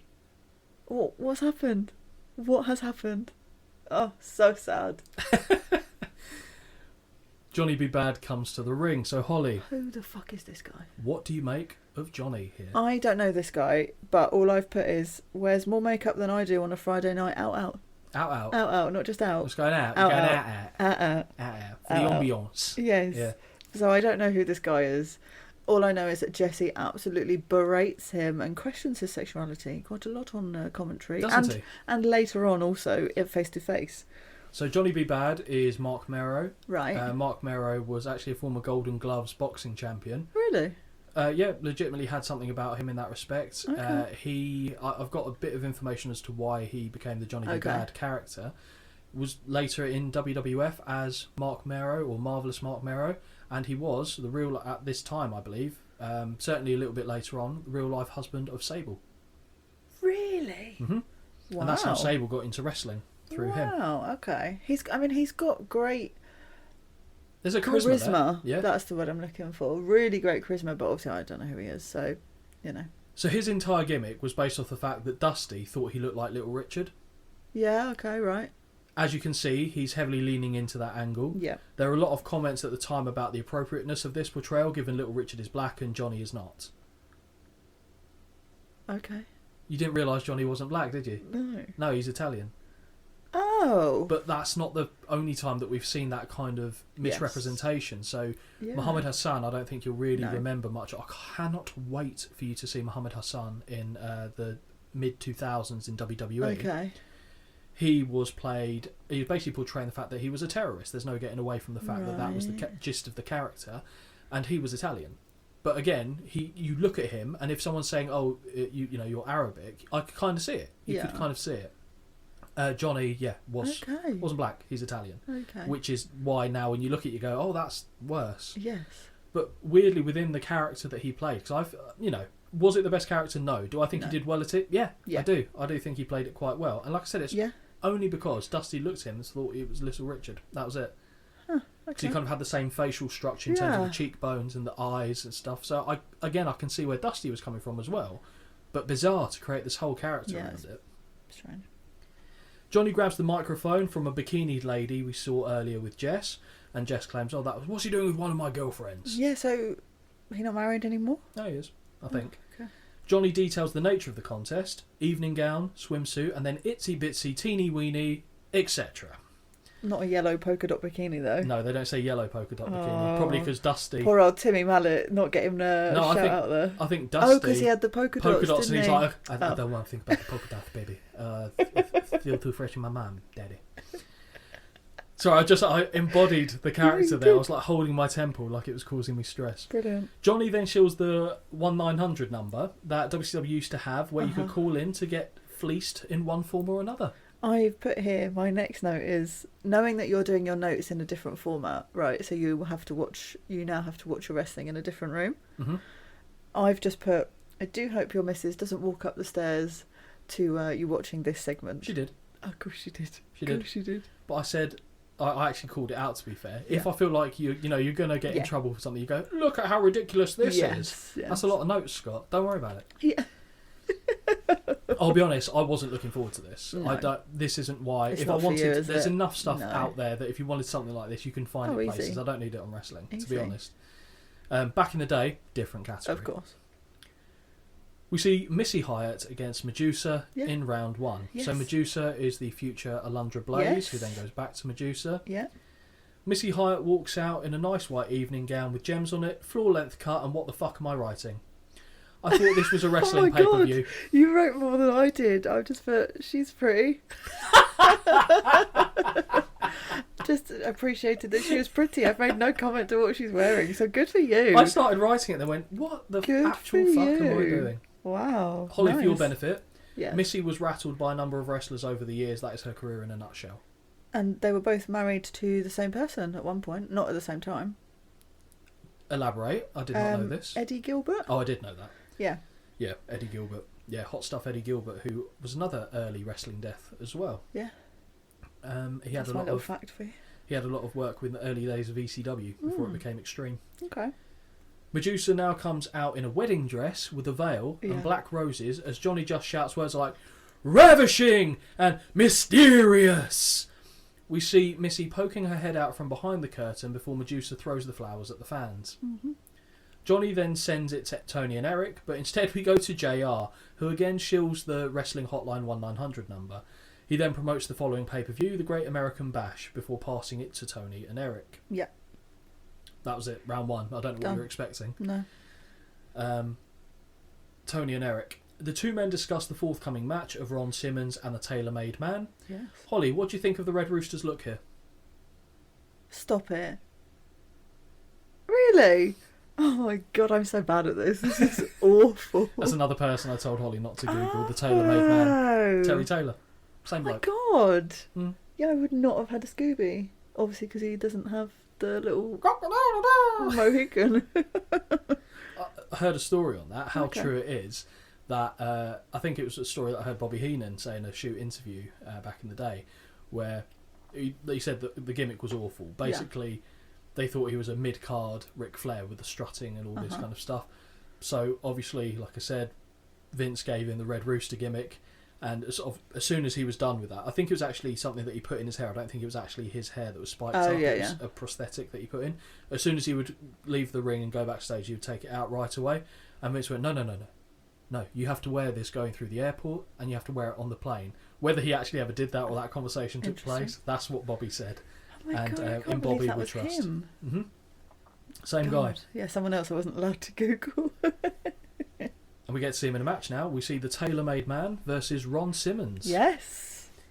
Anytime we see Ron Simmons in WCW, and JR's on the call, Holly, this is for your Okay. benefit, expect gushing praise over his American football credentials. Yeah. That's the theme. Yeah. Speaking of Simmons, lime green tights are very in keeping with the early 90s motif. And for this, I give it a thumbs up of approval. 100%. 100%. And the arm tape started here. Started earlier than the APA. I love that. Holly, don't suppose you happened to catch who the ref was for this match, did you? Oh, Lord. Oh, no. Hang on. Right, let me show you my notes. Obviously, people can't see this. Right, my notes for this match start here. Yeah. And we get down to... I love that you're ticking it off. I never noticed here. Oh, I always tick it off, yeah. Brilliant. I get down to here, and what does that say? Hang on. The ref. It's fucking Whistle Man. Fucking Whistle Man it is. Livid. And this is where my beef starts with Keith. Keith, I told you she's coming for you, mate. If he was wearing a cap and a whistle, do you think that would jog your memory at all? Livid. And it's only because they say his name. Is it Bill Alfonso. Fonzo? And Fonzo. I literally paused and I went, no. Is that when you messaged me? Yeah. Yeah. Livid. I mean, thank God he doesn't have the whistle here. What would be the fucking point of But that? it made me Google him. Because I was Lovely. like, surely I'm wrong here. And then I Googled it and it was like, no, he I did was say he was a ref. he was a ref and then he transforms into Whistle Man. Whistle Man. Yeah. Yeah. What? Not the best superhero. I don't know what Marvel would do with that. Whistle Whistle Man. Man. Early collar and elbow sees Simmons overpower the Tailor-Made Man and throw him across the ring. He claims his hair was pulled and Simmons bum rushes him, but no blows are thrown. It's odd. Yeah. You're laughing at bum rush, aren't you? No, it's only because I've literally my third note says Tailor-Made Man. It's definitely someone I'm going to know, isn't it? And it's going to make me look silly. Taylor tries to hip toss Simmons out of the corner but can't, and the former nose tackle hits a hip toss of his own. Taylor whips Simmons, but he just stops himself before impact as Taylor flexes to the crowd. I quite like the stop yourself, although it does kind of make a mockery of why everyone else does it. Yes. 3-point stance leads to Simmons hitting 2 front tackles to the knee, flipping Taylor over. That actually makes me feel a bit squeamish, thinking about the knee going the wrong way. Hardly any contact and doesn't look great. It kind of was a voluntary, I can flip, I'll do it. Well, I've done it a little bit earlier. Well, to be fair, you wouldn't want to stay Well, feet absolutely planted for not, that. no, but... As Taylor begs off, he lulls Simmons into a trap, pulls him by the tights through the ropes to the entrance ramp. This doesn't help him much, as when he joins Ron, he is hit with an atomic drop and military pressed back into the ring. Nice. Wait, hang on. Simmons clotheslines Taylor over the opposite side of the ring. Is that not a DQ? I don't understand any of this, I'll be honest. And I don't think like they confused addressed me. it. No. Back in the ring, and Ron hits a body slam before clubbing away. 2 corner whips and the oh-so-dreaded bear hug follow. Boo. This also seems like it should be a heel, not face spot. Yeah, true. Like Ron Simmons is holding the heel, who's Yeah. slighter, in that position. Are we supposed to root for Taylor to escape? And then Jesse continues to do the thing of explaining the moves, Yeah. right? Which is fine, but he goes, "Oh, it's a wear out move. It's used to wear them out." And I said, "Yeah, Jesse, it's tiring." Hey! Thank you. Yeah, I think that's a good shout. So from there, Holly, can you do the honours? Oh, asleep. Oh, awake. Blatant eye poke to Simmons breaks the hold. Are we drinking here? We're drinking. We're getting absolutely trolleyed. Hip toss by Simmons, but he misses a 3-point stance charge and lands on the ramp. Taylor sends Simmons back into the ring and connects with the jawbreaker. Yep. Another eye attack before a snapmare and neck snap follow through by the Tailor-Made Man. Follow through? No, Oh, okay. not today. What have you got? No, I've just got a point. I think we're going to come to it Okay. next. Delayed cover gets a 2. Chin lock now by Taylor. Right. What's this? Oh, it's a nothing, isn't it? But it doesn't even look like... At least make it look like it's doing something. And I don't want anyone to come for me going, "You know, wrestling's not real." Fuck off. Just make it look like it's real. All right.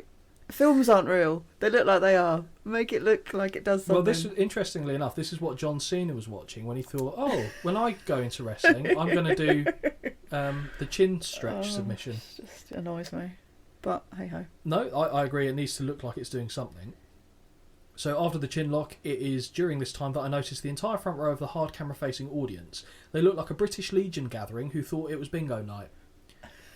I don't think I've ever seen this at a wrestling show before. Brilliant. But it did remind me, though, like, because obviously I've said before, my grandma used to love wrestling. Oh, I'd love to have spoken to your grandma. And I'm literally like, 100% this is the kind of stuff she would be watching. So she would be a WCW fan? I think so, yeah. Yeah, that's probably a good shout. Backbreaker by Taylor gets a 2 as JR fires off once more about Simmons being recruited to Florida State. Simmons rallies back with a spine buster. The one that he doesn't do, it probably just stands up and throws him back down. Yeah. Simmons grabs Taylor by the neck and lifts him for a two-handed choke, which we like. I do. Before unloading with rights. Back body drop, shoulder tackle and a power slam after Taylor wiped his ass down the spine of Simmons off a low clearance leapfrog. Yeah, I called it a skimmable leapfrog. Arse wipeable, Yeah. I went with. Yeah. And that is enough to earn the 1, the 2 and the 3. Mm-hmm. What do you think of the match, Holly? As much as certain parts annoy me, I actually did really enjoy this. Okay. Mainly, I think, also because it's my first time of seeing Ron Simmons. Ron Simmons as opposed to Farouk. Farouk. Yeah, so I did. And I always like seeing him. Yeah. Always impressed by his power. Impressed by his power. But Whistleman pissed me off, I'll be honest. He didn't even do anything. Didn't have a whistle. Didn't you can't let it even lie. do anything. So what's the score? I actually gave it a 3. Fuck me. Yeah, Okay. I know. Well, your Wi-Fi's just gone up, but let's not. All right. Let's not rule things out. Jesus.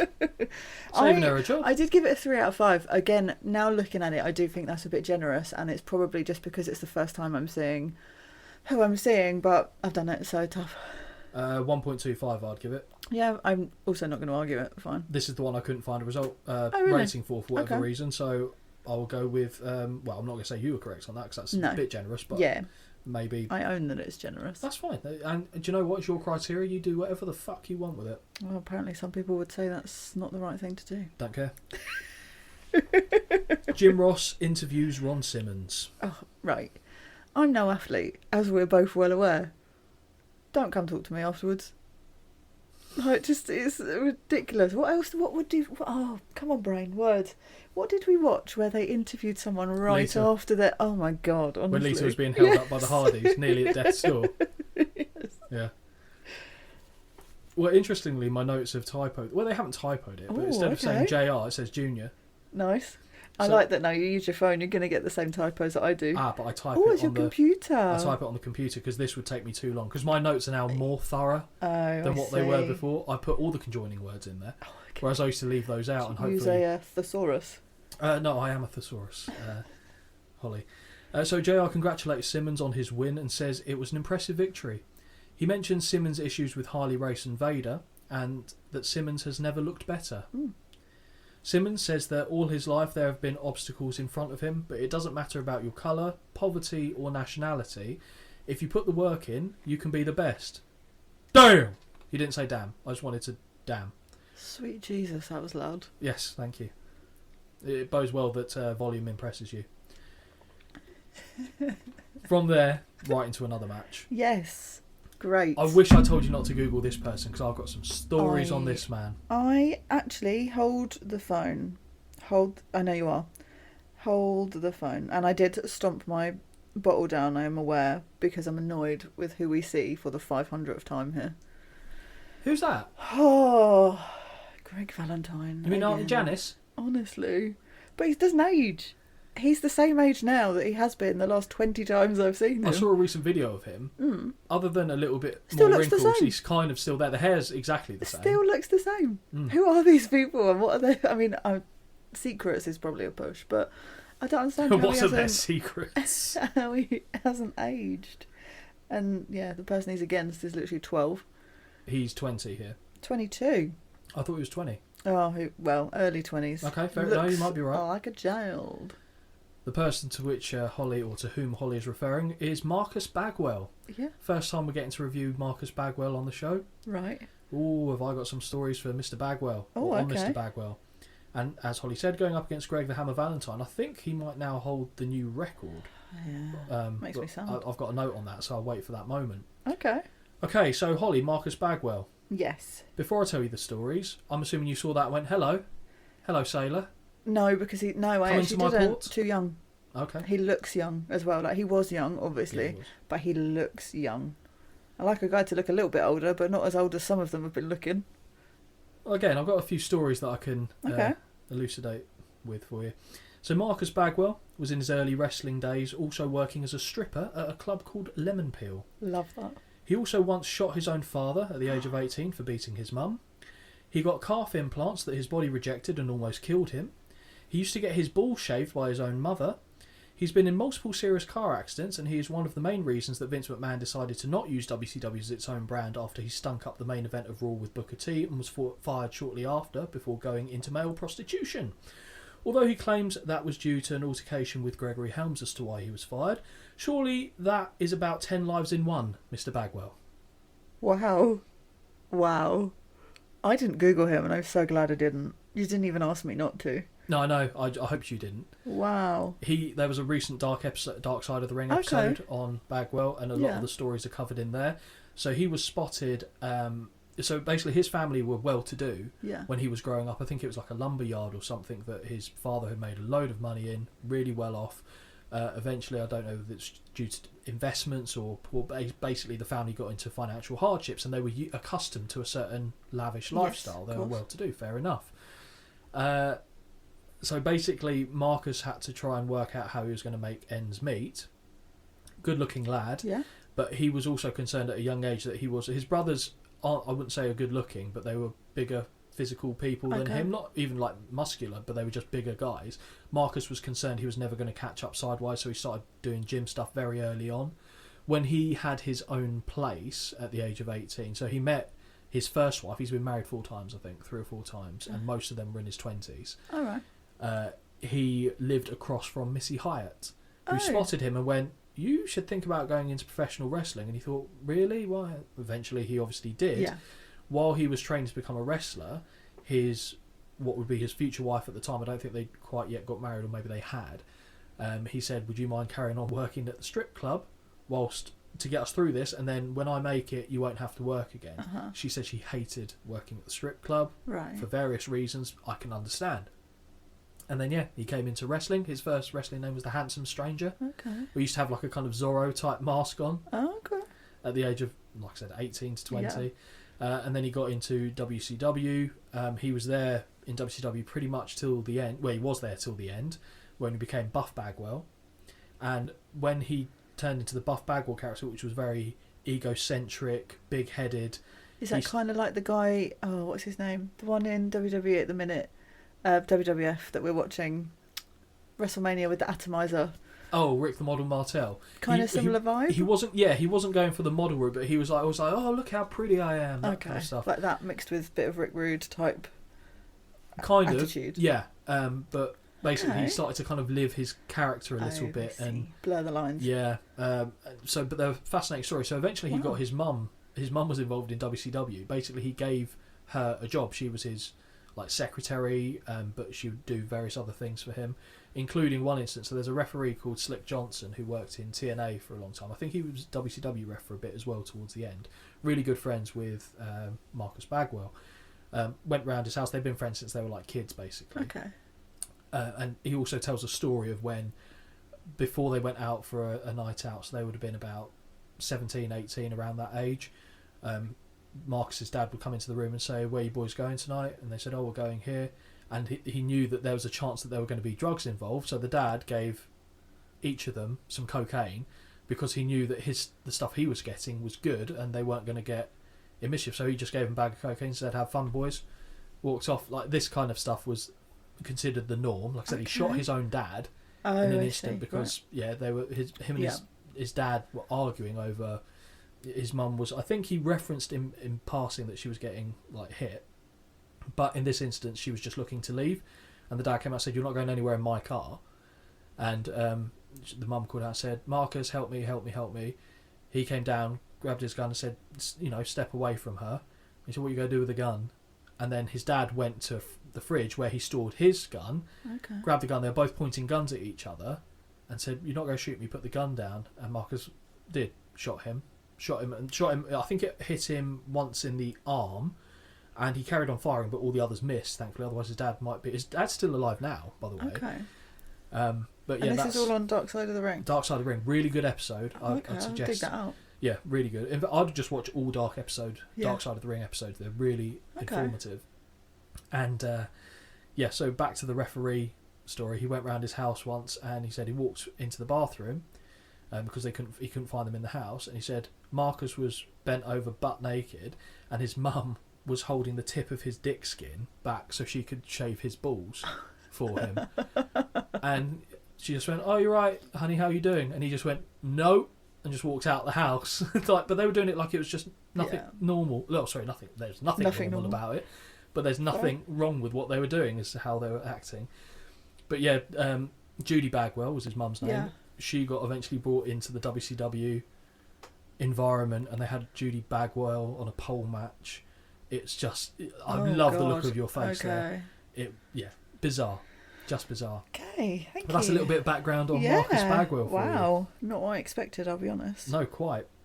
And the story I mentioned about him getting fired. Yes. So he was one of the few people when WWE bought out WCW, I think at the time, because of the guaranteed contracts that the WCW workers had, if WWE didn't match the offer, they could just sit there and claim the paycheck. WWE were making offers to them, but they weren't. Instead of like a like for likeness, it was like 50 cents on the dollar, as it was. So they're halving it, so it makes sense for them to not have to do it and get paid by absolutely. AOL.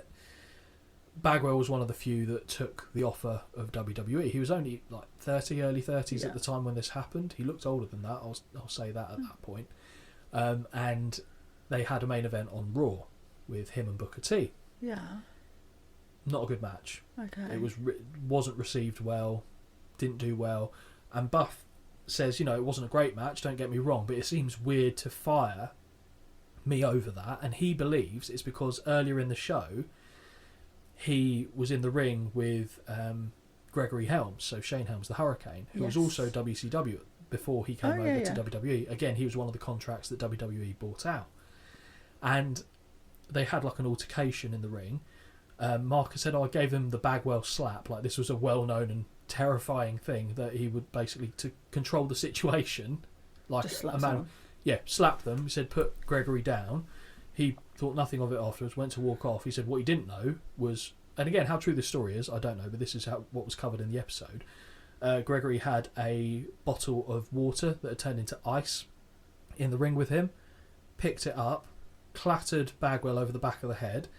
Now, this is where I find the story hard to believe. I haven't heard Shane Helms talk about this, to be fair, but Bagwell said there was blood all over the ring, this, that and the other, but I didn't tell anyone. I went to my own doctor. How he had his own doctor in that part of the country, I don't know. I'm not going to look under the hood, but surely the blood alone would signify that something had happened. Bagwell thinks that was actually the thing that got him fired, but they used the match because he was the one that struck first. Okay. And he thinks that that's why he actually got fired rather than that. But it is true that after the match took place, Vince McMahon, who was in gorilla position, said that was the fucking shit and threw his headset down to no one in general. And people were already in his ear saying, are you sure you want to make WCW its own brand? Why would you want to put them on the same level as... And that eventually went, and he went, no, I'm not doing this anymore. Right. So Bagwell is seen as someone who was the reason that WCW didn't get its second lifeline. And that's probably a bit unfair, to be honest, but that's the series of events. Nonetheless, interesting. Back to the match. Yes. I just can't... all those stories.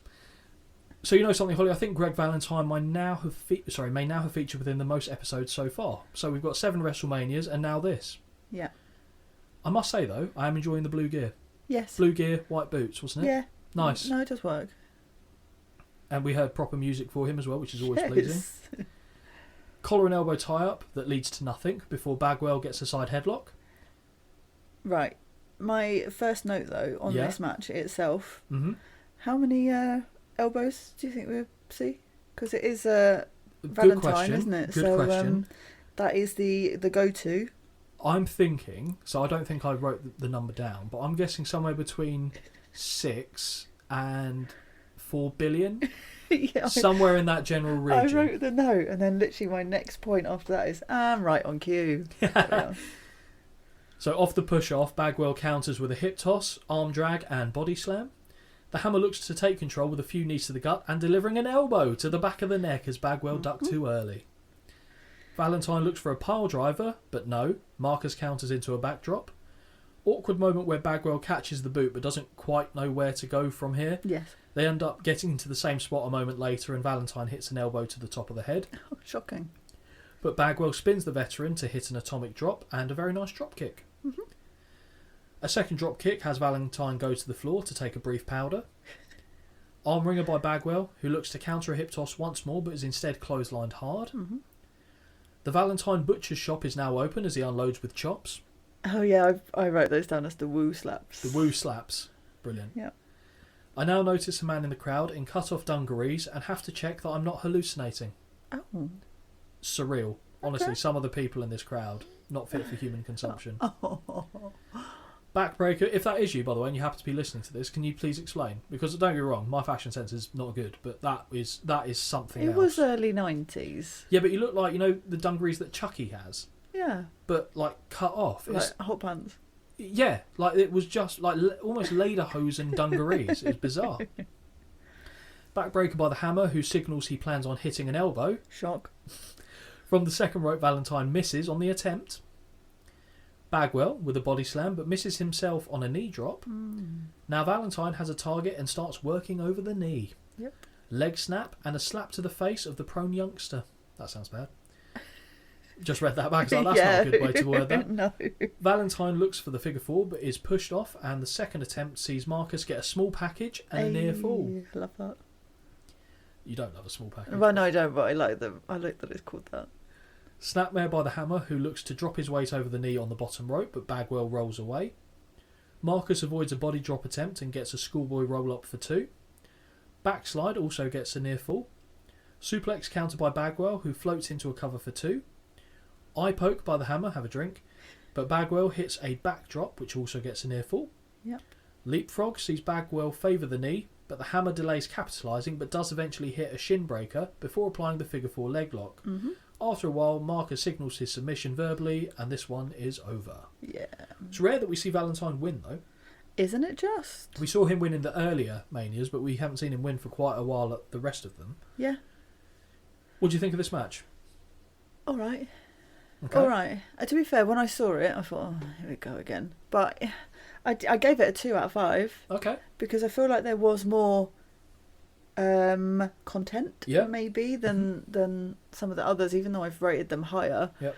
But it's just, I can't do it. I can't with the elbows. And it's just, He didn't even timber.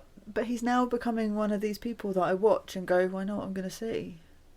Oh, I see. Yeah. Okay. It's like you But- when you watch Randy Orton and you go, oh, I know I'm Yeah. going to get that slow-mo, like DDT. off the rope. Like, it's just becoming a little tiresome. But it was nice to see someone new in Bagwell. So, and actually the two of them I thought worked together, but 2 out of 5. Okay, so this one seems harsh if this is the legitimate score. Again, I'll preface that because I'm not entirely convinced. 0.25 stars. I think that's harsh. Yeah, I think that's I think I'm being very generous. One I'll be side's honest. is it my least favourite match so far?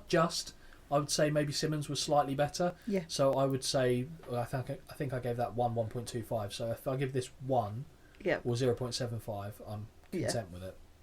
You're smiling at your notes again. Yeah. Why? No, I'm stupid. I am stupid. Okay, well, I'm just talking about Jesse well, of course. in the Well, next bit. Okay, and the next bit is indeed obviously JR and Jess set the scene for the next match. Fuck my notes. What do you say? These note taking, when I look at it, I know I have bad life tastes and life choices, right? But I read these and go, this is what you do in real life. You have a stipulation and you go, I don't like that. I don't like when people do that. And then, as time goes on, I let them get away with it. I've gone, Jesse, still wearing his sunglasses inside. Suppose that's allowed as it's a beach theme. No, it's not allowed. Don't be a dickhead. You're trying to give him a get out clause. I was. A get out of jail was. card. That's what I do in real life to all these people as well. Yeah, the general rule and Holly's ethos, whether intentional or otherwise, is you can get away with more the better looking you are. And this is having had her fingers burnt using this policy too many times. But it's always like, oh, this one's different.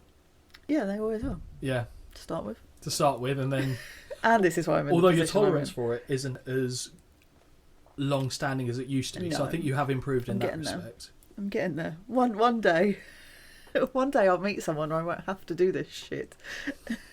I still think you will do that, but hopefully there's someone that can get through that. Anyways, JR informs us that this is like a therapy session Yeah, I now. know. Thanks, Keith. JR informs us that the upcoming Falls Count Anywhere match can finish anywhere along the Gulf Coast. I mean, that's oddly specific, yet vague at the same time. yeah. What? I Anyway. mean, it doesn't, but you know. Well, it does, technically. Well, yeah, but, true, but it just finishes in the same place it starts. But But I just don't understand why they're anywhere along the Gulf Coast. But it's still... just anywhere. Yeah, just odd. Anyway, right, the frustration of that, I'll move along. We then see a clip of Cactus Jack and Van Hammer having a similar match where Abdullah the Butcher blindsides Van Hammer with a shit shovel, allowing Cactus to win. Yeah. I'm not even going to touch on Abdullah the Butcher, that's a story for another time, Yeah. as is Van Hammer. Oh. I know you like Van Hammer, he's a rock type Oh, guy, long okay. hair. It's Lovely. everything that ticks the My Holly walking red boxes. flags. Basically, yeah. Cactus Jack versus Sting, Falls Count Anywhere within the Gulf Coast. This is a match I'll readily admit I have seen in the past, Okay. but I haven't seen it for long enough that I couldn't remember the content of it, basically. Okay. I remember the result, but Yeah. I didn't remember anything beyond that. Yes. Okay, so you know obviously who Cactus Jack is, you know who Correct. Sting is. Correct. Therefore, your brain has gone, okay, I know the rules of the match, Yes. I know the two people involved, what were you expecting here? I'll be honest, just because I know who they are, I will still try and aim to keep a low expectation. Okay, Purely because anything better than that is a win. true. But also Sting, I've only seen him wrestling in later The life. Crow Sting. Yeah. Yep. So this was new to me. I knew of it, Mm-hmm. obviously, but I've not seen it. Yep. So kind of a bit intrigued, I guess, really. But I like to keep a low expectation, especially with, to me, I was like, okay, it's an Anywhere Falls match. We got no... And I get it's Cactus Jack as well, so it's a bit like, yeah, okay, it doesn't matter that there's no mats on the floor. But in my head, I'm also like, well, you can't go off the top rope. Yeah. Oh, from the... It's fucking confusing. No, the reason why is because this is effectively it's no effectively, disqualification, yeah. so you can't get disqualified. But before I'd got to that point, I was like, I don't understand how this is going to work. it's fair point. Yeah, but... And then I watched it and I realised. Okay. A remarkably youthful-looking Cactus Jack here, and I could be wrong, but I believe this is our first Mick Foley match we have reviewed on the podcast. Yes. I'm very much looking forward to this. Okay. I will also say that Cactus Jack, for me, is his best gimmick Okay. out of the three, because he's genuinely quite unsettling at Yeah. times. Don't get me wrong, the Mankind gimmick in early 96, Yes. before he became the Mr. Socko Mm-hmm. happy-go-lucky version, was unsettling. Mm-hmm. But I love me Cactus Jack. When he goes to the Cactus Jack persona, you know shit is getting real, Okay. and he's going to a darker place. We see Cactus wait at the end of the ramp before the ring, and after exchanging words with Bill Alfonso, who's the referee again for this match. So he's not even going to the ring to start. He's like, no, it's a fight, I'm starting here, I'll wait Right. for you to come out. Yes. Quite like that. Sting makes his way out with bleach blonde high top hair and neon pink gear. He looks good.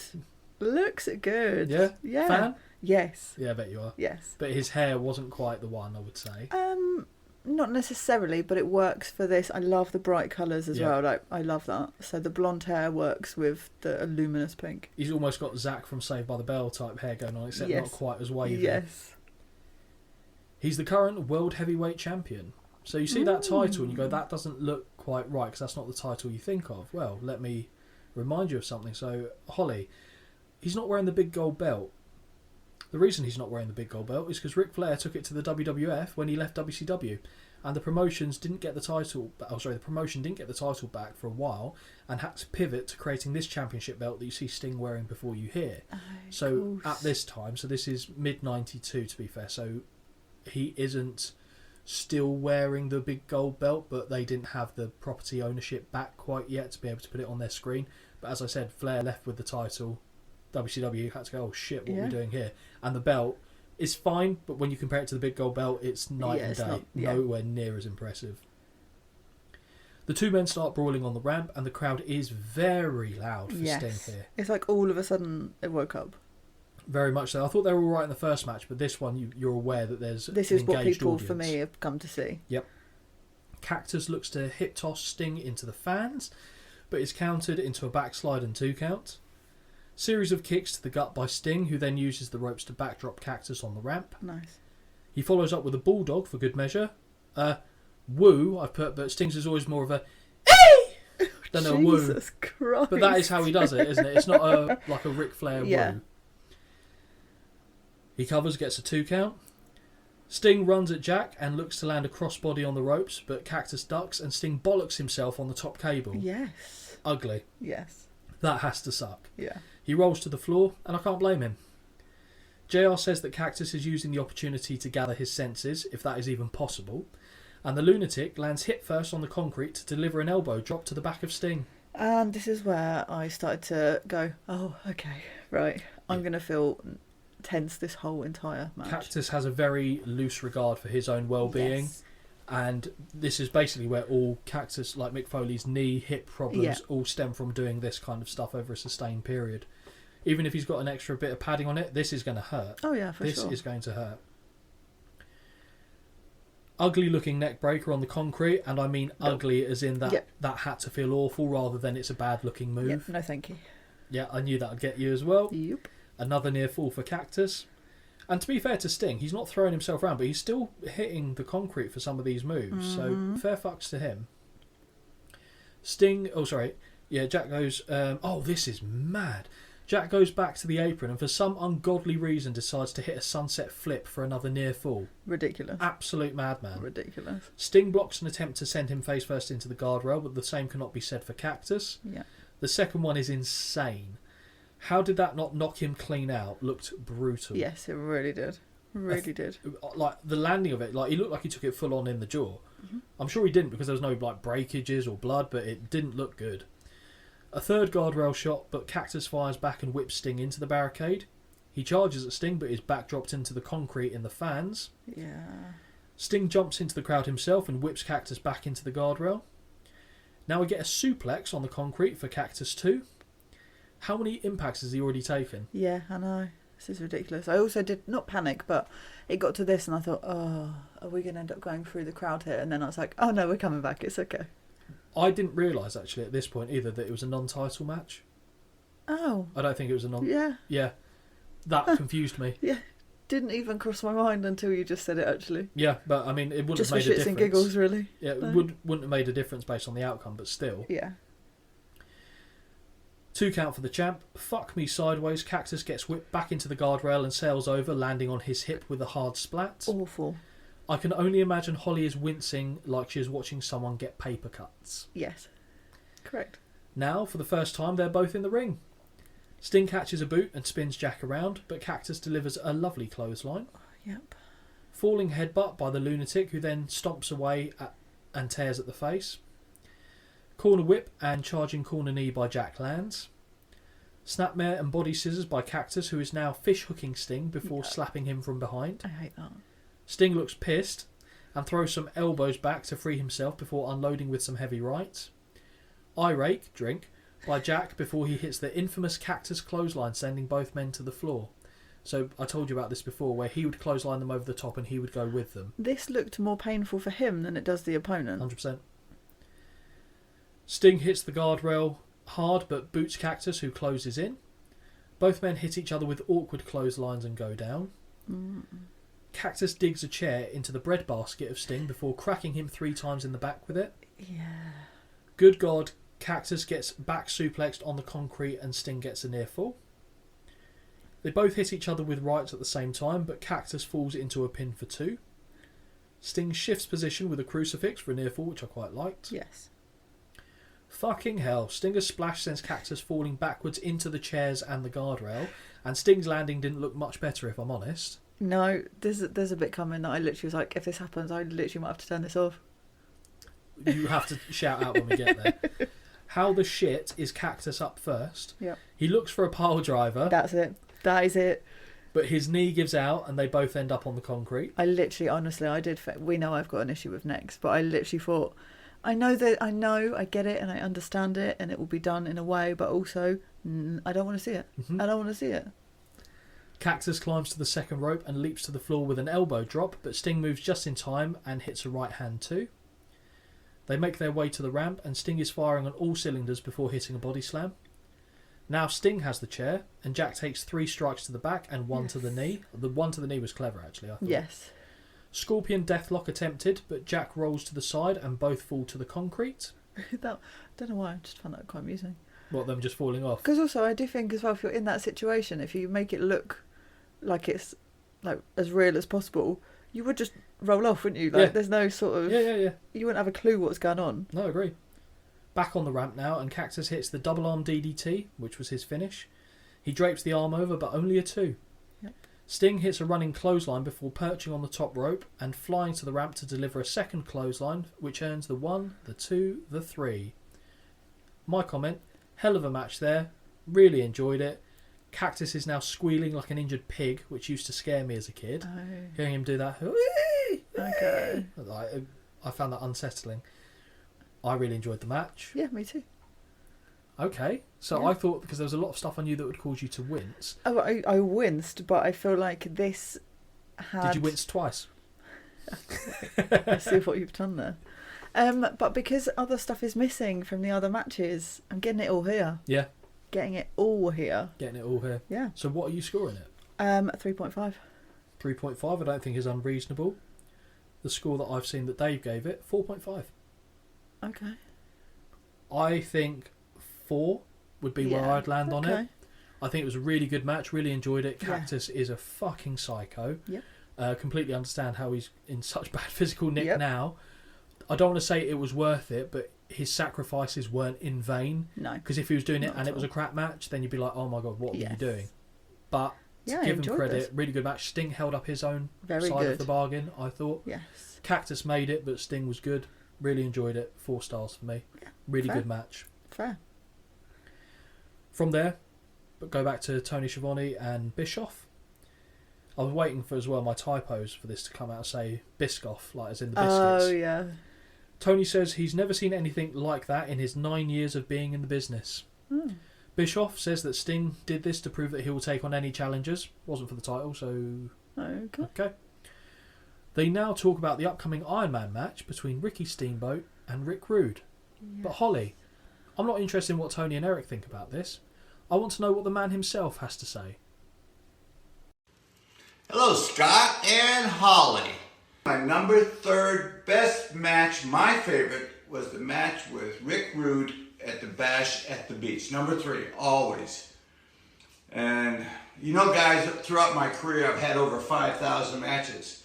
Ravishing Rick Rude, enjoyed wrestling him many, many times. My number 3 choice. Oh, that's awesome. Yeah, so we reached out to Ricky to get his thoughts on this match. He gave us a long video response, to be fair to him, so we're very grateful for that. He did unfortunately call it Bash at the Beach. Hey, the best people do. Yeah, as you did yourself earlier in the show, so you're in good company is what I'm saying. He says it's his 3rd favourite match of all time. Okay. We also asked him about another match which I consider to be his best, and he thinks it's either 1 or 2. And we'll obviously put that into another show, but just want to thank Ricky Steamboat there for his thoughts on this match. That was very kind of him. We're at the match. Aren't we just? Now, I know what you're like with Okay. a long match. And when you know it's going to be a long match, Yeah. you're a clock watcher. Yes, I am. And I said clock. Yes, I am a Because clock in other watcher. shows, you've been another kind of No, watcher. no. Come on now. That's accidental. That's not intentional. It makes Oh, me sound yeah. like a sex pest, Well, which I'm not. if the shoe fits. What did you think when you knew this was going to be the Iron Man Challenge match? I'll be honest. Because I knew it's half an hour. 30 minutes, yeah. I was like, okay. Well, some of the matches we've already watched have had 30-minute time, limits on it. I was like, half an hour is not too long. The Van Damme Jerry Lynn match was 30 minutes. Yes, and also knowing the 2 people that are in it, I was like, actually, I feel like this will be okay. I am building myself up for the one that I know is coming at some point in the future. that's like an hour. Yeah. Which A bit longer, that'll actually. be a fucking struggle for me. But I thought, no, this is all right. I know I struggle with paying attention as well, and I thought, well, if I have to pause and come back, it's only half hour. I don't know if this was the first iteration we've ever seen. Well, on the show, certainly it's the first time we've seen an Iron Man match or Iron Man challenge, whatever you want to call it. I don't know if this was actually the first one. I think it was the first one shown on pay-per-view, if I'm right in thinking on that. And I'll obviously we'll cover it in the breakdown that we do on the show, obviously. But I will let you guys know a little secret. I think this should be the measuring stick for how these matches are structured going forward, because it felt like it had different stanzas in it. It was telling a great story. The start of it, I will readily admit, wasn't great. Okay, good. Because right. but they're setting the scene for what's going to come later. Yeah. So I feel like this is a necessary part of the story to get to the stuff which I enjoy later. So that's why it works for me. Okay. Again, as like you, any Steamboat match that I've seen in the past that goes long has been good. I've not seen one that I've gone, what the fuck is this? Rick Rude, I know, is a good wrestler, although the ones we've seen so far featuring Rick Rude haven't been that great to watch. Like, the only one that's gone long before for him, the Warrior match was okay, to be fair, but the match with Jake Roberts at WrestleMania, that was a slog, and that went, was it 20 minutes, and this was 30. Yeah. I knew this because I've seen this match before. Okay. So this is the other match. These were the only two matches, this one and the one that just preceded it. So I knew it was good. I couldn't remember all the details of it. I was pretty sure I remember the result, and I was correct. But I was excited for this. My only trepidation was from your perspective, knowing what you can be like. But again, I was hoping you'd have set your expectations low to then just anything I do else always is a bonus. try. And I also just kind of have to think, like, it's the concentration part for me. How I sit and watch films, I don't know, because sometimes I cannot sit still for longer than 10 minutes. You know films are fake, right? No shit, really? but I just thought, if I have to pause it and come back, that's fine. Like, I don't have to just sit and watch it all sat in one go. I agree, though. I don't like pausing partway through a match. I like I'd to have rather a clean fight finish. to the end, yeah. So I've got, again, going ahead of where we're going with our next episode, we're at WrestleMania 8. Yes. I've paused where I'm watching it partway through a match, and it's itching my brain. Yeah. But it's also like half an hour through the show. So I'm like, okay, so it's fine, it's acceptable. But yes, Rick Rude against Ricky the Dragon Steamboat in an Iron Man challenge match. Yes. Ravishing Rick Rude makes his way to the ring with short hair, and I'm unsure how Holly feels about this look, if I'm honest. You knew I was going to say something, didn't you? Yeah, I've put Rude with short hair. I'm a bit unsure. I think I preferred the long, wet look. I thought that would be your take on people it. give a shit about what I think, but... Well, if they're listening to this, they probably care enough to listen no, to but what you're as in, saying. about the aesthetics of what he looks like. Yeah. But I have put... He's absolutely fucking ridiculous, though. Yeah, he is. That body is ridiculous. Yeah, there's like, looks like there's no ounce of fat on there. No, exactly. And it's a different look to... Like, he's so lean, but he's not, like, puffed up. Like, he is lean. Ridiculous. I can just appreciate the effort that takes. Oh, yeah, that's ridiculous. not an easy body to maintain. Absolutely not. Yeah, like, you look like if you had the... Is it calipers? I look like... No, he looks like if you had the I got the fat tweezers on him, you wouldn't be able to, like, get an inch of fat. Yeah. Unfortunately, I did some stocking up over winter, so all the fat that he's missing, I'm holding in place for now. He asked for a moment so that the fat, out of shape, beach-loving bozos can let him show the women what a real sexy man looks like. Yeah. Classic staple of Rick Rude, did it in WWF all the time. Usually the word sweat hogs gets put in there in his promo, which I really like. I love that word. And when he was inducted into the Hall of Fame, it was obviously posthumously. So it was his son and wife, I think, there that accepted it. And his son is massive, like he's a huge, tall guy. And he can do a little bit of the voice, not perfectly, obviously. But he said, thanks everyone, said for all the fat, out of shape, sweat hogs. And it was just, and the crowd went, hey! I love that. They loved it. He then, of course, disrobes and gyrates. Yes. Just took a minute. Took a minute for yourself to recenter yourself, go zen. We see Ricky make his way to the ring with the first family of WCW, as it was referred to. Mm-hmm. I'll be honest, the reference eludes me, but he appears with his wife and son. And yes, Holly, that is the same son we saw at WrestleMania 4. Little baby. He's not baby no more. No, Richie Steamboat. Matching gear for both Ricky and Richie, Cute. which must be a pretty cool moment for both of them. Yeah, it's looking cute. back on. And I will say, I really like that black gear. Yeah. With the dragons and stuff on. Really Yeah. cool. Really cool. Now, Rude closes in as Richie leaves the ring, and I was like, oh, don't attack his dad while he's there, because he's too young to comprehend what's going on. Yes. Because I don't think Ricky goes, son, what we're doing in there is a collaborative effort. Yes. So he's not of the age to be able to comprehend that. So he does close in, but he, Steamboat wastes no time in disrobing. Steam waste. Like, he doesn't take his jacket off. He starts attacking Rude. He's the Quick one that gets start. the first shot in. Instead, opening his own dragon butchers as he doles out the chops himself. Very good. Flapjack into a gutbuster looks pretty nasty. Yeah. Flapjack. I love a flapjack. Well, I love a I flapjack. do love a too. flapjack. Great, Oh, aren't they? yes. A bit of granola as well. I'm happy with the granola bar. No, They're not for second to me. flapjacks for me. No. Oh, you can't have granola? No. Well, there you go. So that's fair enough. But lifting him up to then just put your knee out Yes. for him to fall on looked good, and that Yeah. played into the storytelling for the rest of the match with the ribs. Agreed. Rude's airbrush tights are good, but the colour looks a little washed out, so I'm siding with Steamboat's gear as being superior on this Okay. occasion. Fine. Ricky works over the ribs before tossing him by his arm across the ring. Dragon goes back to work on the ribs with a series of punts and punches.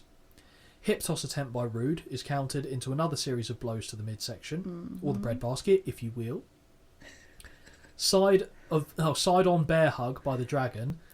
Yes. Right. So I don't like a bear hug. Yep. I think they're boring. But But I Oh, okay. watched this. No, I'm not saying I found it interesting, but I thought it was funny. The way that Rude is squeezed in this bear hug, it looks more realistic than some of the ones I've seen before. agreed. And also, to me, I've described him as a tube of toothpaste because he's so Brilliant. lean. When he's squeezed, it's like everything comes up to Yep. his chest, Mhm. which made it look believable. But I mean, I don't want to see them again. But he reminded me of a squeezy toothpaste tube. Brilliant. So Dragon puts... Sorry. No, it's fine. I was completely lost where I am.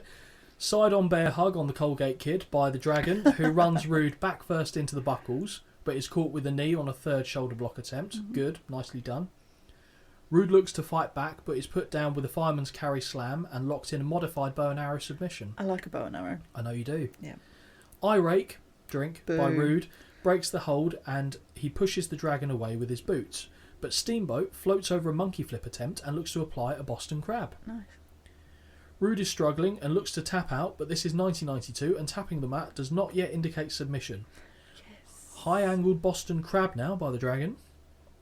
Eventually Rude makes his way to the ropes but is pulled away from the ropes and goes up into the air, landing hard on his front. I like that. He's holding onto the ropes.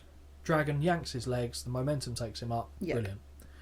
Splash to the back, because I refuse to write backsplash now because that's something else, by the Dragon, and a knee drop follows.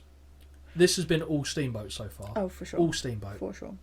The Dragon is so pent up with aggression, he has some sort of episode, not quite knowing how to demonstrate this, where he goes, ah, in the middle of the ring. More punches and kicks to the ribs, and this is a side of the Dragon I don't believe I've seen before. It's almost sadistic. Yeah. Like, he's like, come on, I'm going to kick, because Ricky Dragon is the consummate babyface. Yes. Always. His entire career. This shows that he can turn it on when he needs to, and I thought that was a nice little twist. really good. Really good. Delayed gourd buster and a fist drop to the face gets a 2 count for Steamboat. Corner whip by the Dragon, but Rude lifts his knee up and it catches Steamboat flush, knocking him cold. A handful of tights on the cover, and after taking a shellacking for the best part of 8 minutes, Rude is 1-0 up. Yay. Oh, you're backing I Rude in did. this. I did. I'm I Steamboat. know it's never the thing to do. No, you do whatever you like. But I just did. And I think because he'd had the beginning of being effectively like just ragged around, Yep. I was like, yeah, awesome, okay. And Okay, that's fine. I do like to, in my head, especially if a match is longer, Yep. I have to be back someone because then To stay I'm engaged. invested. Yeah. Yeah. That makes sense. So I'm with Steamboat. Not that I Yeah. don't like Rude, but I'm No, Steamboat fair. man. No rest periods, we learn. No. Because I thought there was going to be a 30 No. second cooldown period, Straight but in. no. And no rest periods, we learn. And Rude offloads a number of fist drops before hitting a couple of knee lifts to the Dragon. Yep. A Rude awakening connects, and Rude Yay. drapes an arm over the chest of Steamboat to go 2-0 ahead on the scorecard. Yes. That surprised me. It surprised me. However, at this point, I went, okay, I see what's going to happen here. Well, Yep. we'll see if you were proven right. We will. Big backbreaker by the champion, who then decides to go to the top rope and take flight, dropping a knee. That's an illegal move and counts as a disqualification, so now it's 2-1. Yes. This I was, again, people just confusing me in this one. Because I was like, oh, it's a DQ. But I sat there and I went, but it can't be a DQ, like a full-on DQ. He just lost the fall. Yeah. Well, that's the thing. I mean, they could do it, but it wouldn't make for entertaining viewing, but it would be interesting from a storytelling perspective. They could do it where someone just comes out, twats the ever-loving shit out of someone with a weapon to basically render them unconscious, lose like 7 or 8 falls in the process, and then just spend the rest of the match pinning them. Yeah. It would be shit, Yes, it but would be. in theory, there's nothing stopping them doing that. But the reason that Rude has done that is because he's basically sacrificed that fall, knowing that it will, 1, cause damage, and 2, Ricky won't recover in enough time. Yeah. And he basically, the small package follows, and he, gets 3-1 lead. Yeah. So he has a 2 fall cushion once more. I quite like the approach on this one, but I sense Holly is not as engaged. I did. It unfortunately did wane because Mine wasn't there. Stop. Yeah, as I said, I thought, is this going to be as predictable as I think it is? And albeit it didn't play exactly how I thought in my head, but, Good. you know. Rude takes too long and Steamboat fires back at the ribs, hits a chop but ducks too early off a whip and finds his face driven into the canvas. Yeah. Big strike to the midsection by the Dragon, but Rude takes him down with the snapmare and locks on a modified camel clutch. Yes. As Dragon makes his way to the ropes, Rude jumps and drives his way into the back of Steamboat. Again, good psychology. He takes a moment to try and gyrate, but his ribs hurt too much. JR says, taking a moment to bump and grind. And Holly, I will tell you now, JR doesn't see nothing wrong with a little bump and grind. Jess says Rude was brave for attempting to even gyrate to give the women something they wanted. Because he was a brave man. Yeah. Take one for the team. Exactly. The champ drives his knee relentlessly into the back of Steamboat and reapplies the camel clutch once more. Because that's a repeat, isn't it, effectively, of he's just doing exactly what was done to him. Yep. Mm-hmm. Steamboat counters off... Steamboat counters out of the predicament with an electric chair drop, which was good. That's what it's called. What did you put? Oh, sit on shoulders drop.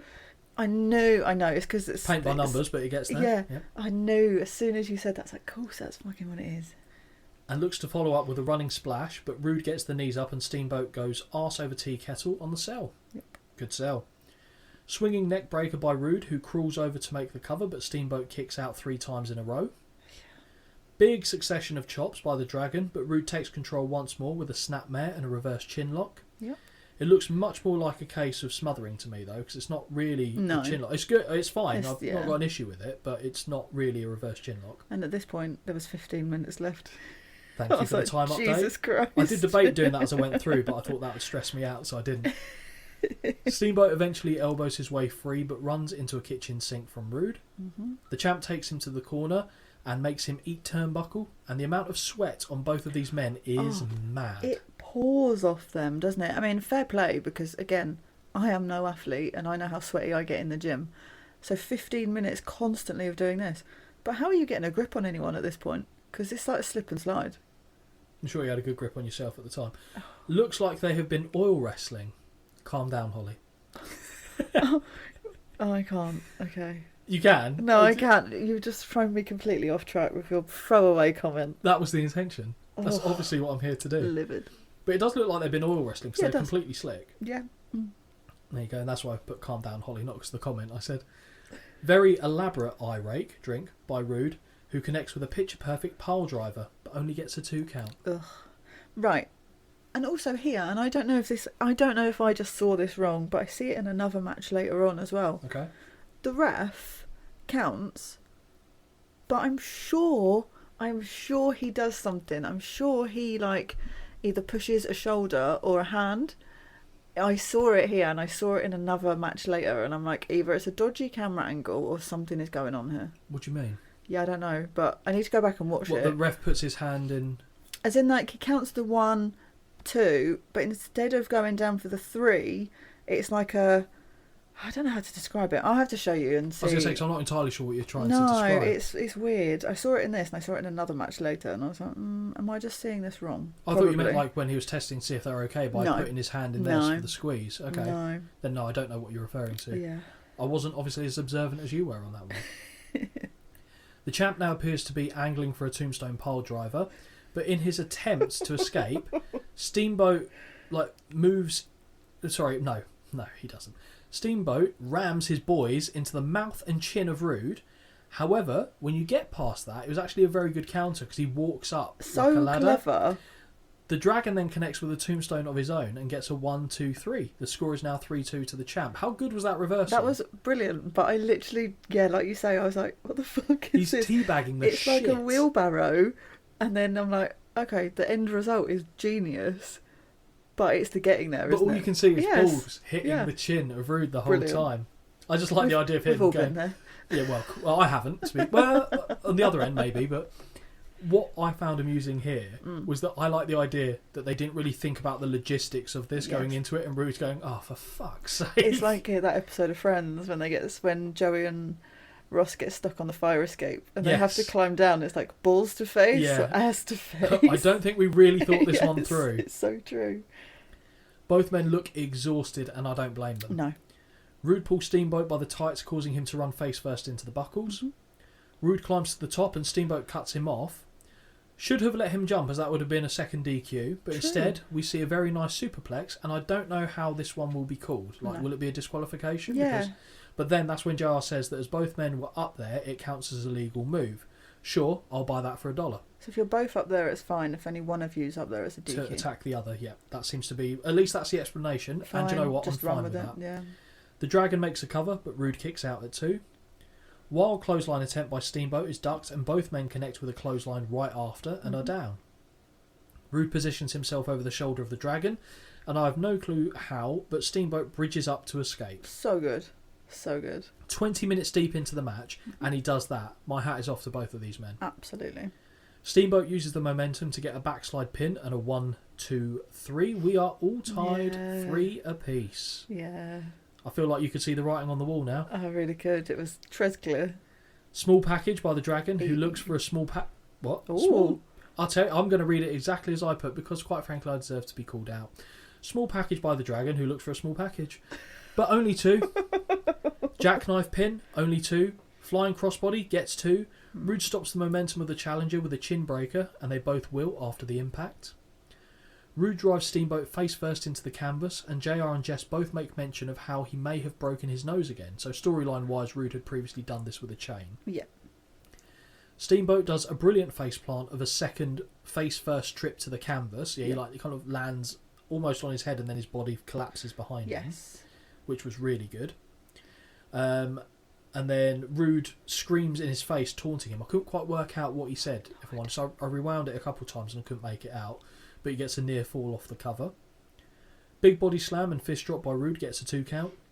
The Butcher's counter is once more open as the Dragon is clearing stock of the remaining chops. Eye rake, drink, by Rude, and if WrestleMania 4 was the show of the elbows, this is the show of the fucking eye rakes. Yep. Big forearm clothesline levels Steamboat. Throat thrust by the champ makes the Dragon collapse face first on the canvas. He follows up with a couple chokes over the cables. I call them cables, not ropes, because I know that they're built differently. Okay.